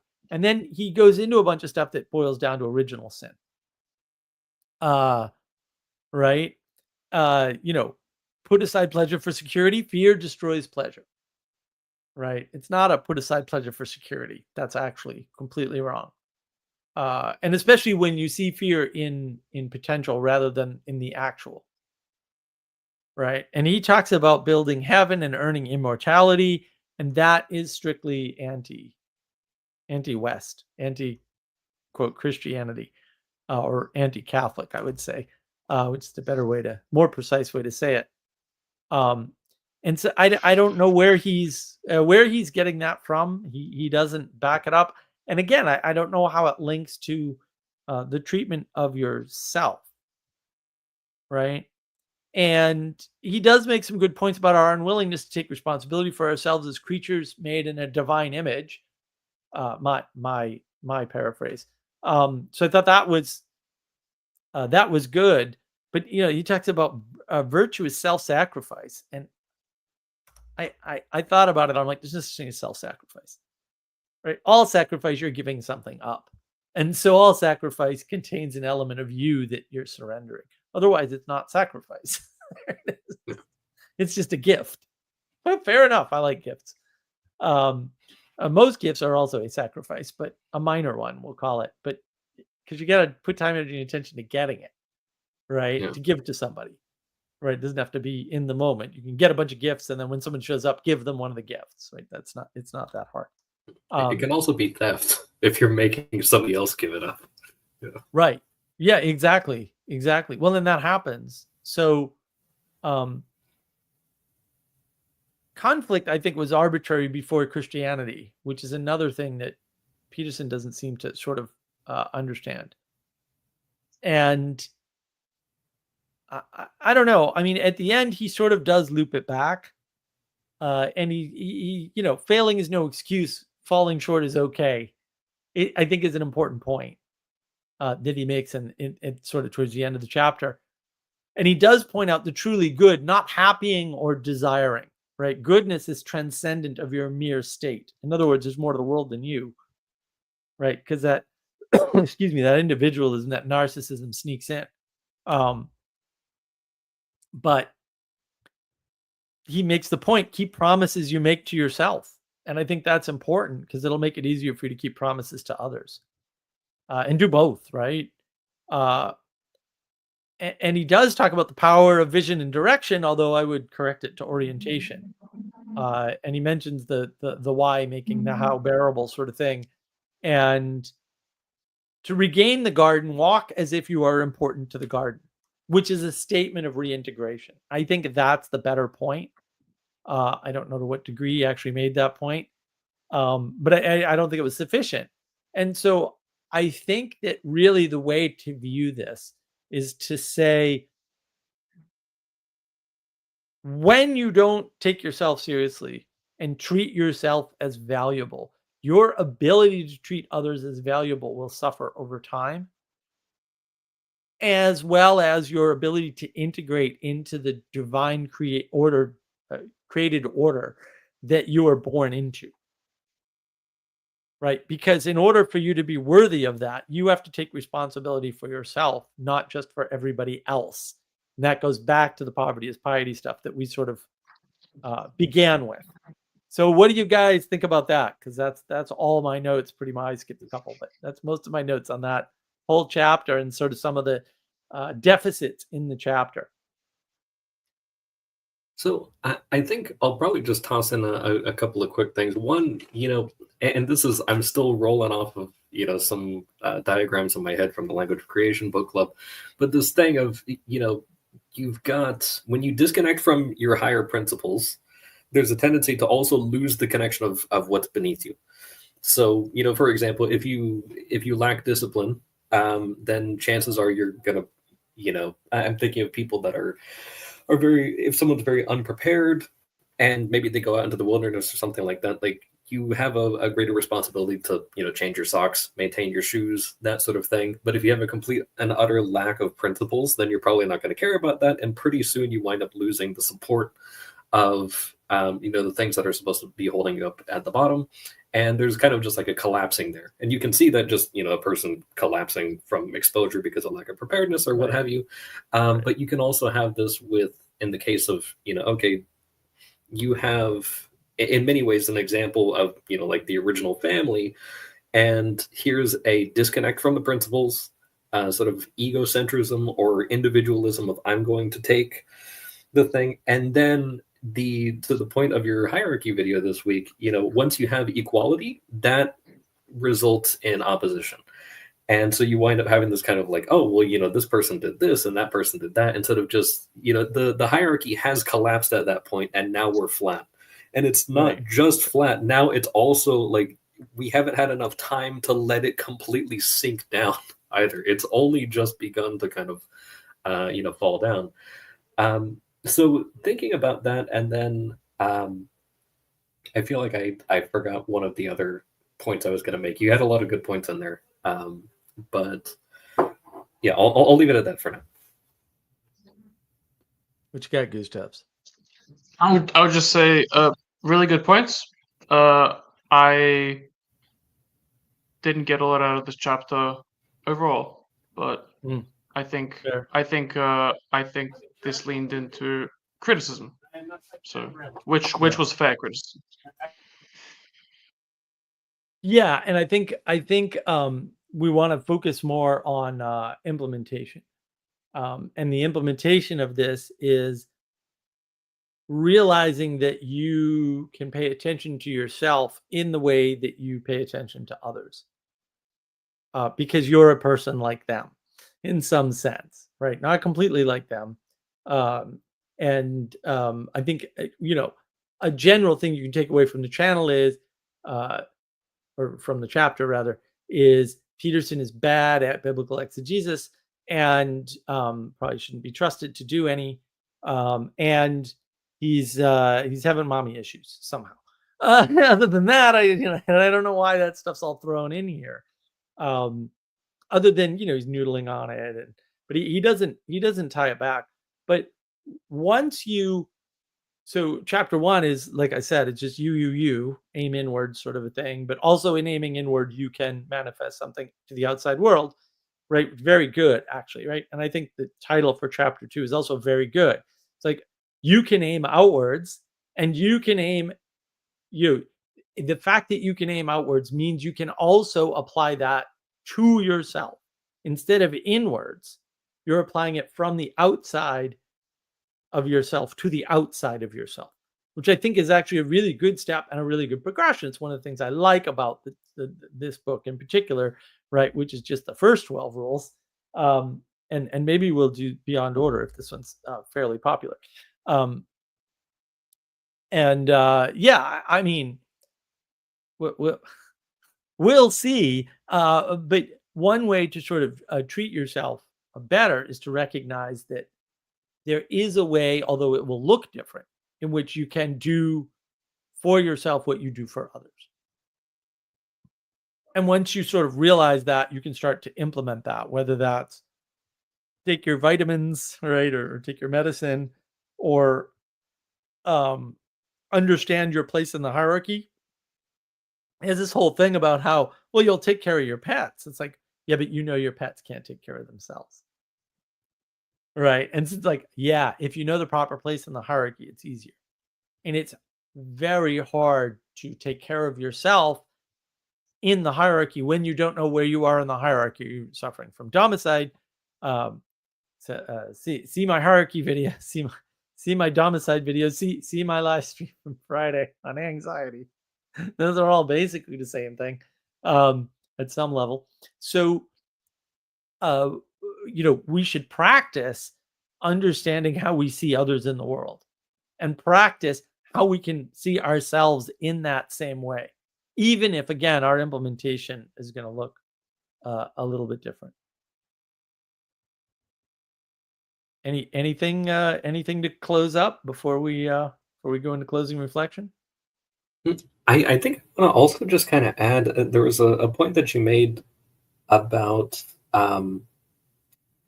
now I'm sort of condensing and paraphrasing this a lot, but a little bit of a lack of contentment in one's state. And there's kind of, I was thinking about the contrast between something like admiration versus envy. So it's okay, and especially because one's place is not necessarily static, especially across time. Right. You see this, guys like Thomas Sowell talk about this, where the people in the absolute bottom, economically don't stay there. Same thing with the people at the absolute top. Usually that's like a one-time windfall in their entire life type of thing. So it's constantly moving.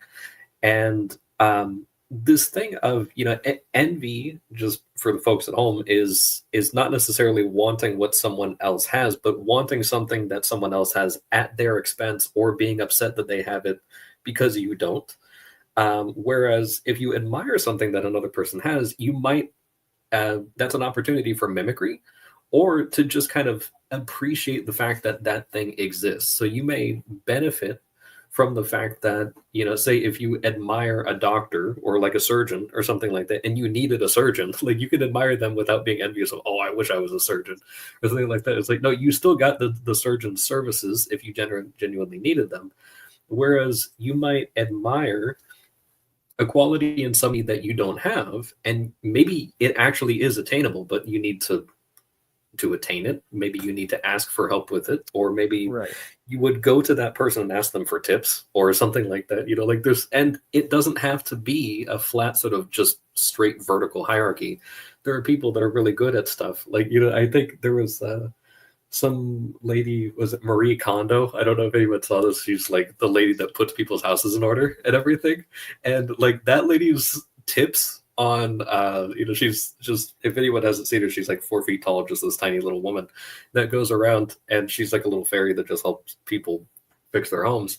And that sort of thing, like I could never be like this woman, and I don't want to, but there is an aspect of that I admired so much, and it actually drastically changed not only my ability to put especially my folded clothes in order, which was a complete nightmare before that. But also my attitude towards it completely changed. And, admirare means to smile at. So, you can just smile at the fact that there is something good, and maybe not take offense at the fact that there's something good. And maybe, if it's something that is attainable within your capacity, maybe you actually will have that. And maybe there will be more of that instead of being, resentful or envious for absolutely no reason. And if you can't have it, maybe it isn't necessary anyway. Like maybe it's a specialization that you can still benefit from, and you can kind of compensate or, sort of companionate that in some way. You got anything, Gustavs, or we're going to move into reflection? Not really. Happy to move on. Okay. So look, guys, I'm pretty serious about the structure of this. You might have noticed structure is a big deal. I think it's a big deal in book clubs in particular. So we're going to do a closing reflection and some integration time. And then we're going to end with a statement of change, right? Which doesn't have to be like, oh, this book club was going on, I've made the following changes. This doesn't make any sense, right? But it's more about things that you see that you could change, which is right up the alley of this second chapter, right? Like, change yourself as a result of looking at yourself as though you could care for yourself, right? As though you weren't you, which is again very, very true. And so, I just want people to reflect on what's been said. Maybe we'll just take like 30 seconds. We'll do a quick reflection on everything we've heard, and then we'll resume with a statement of change.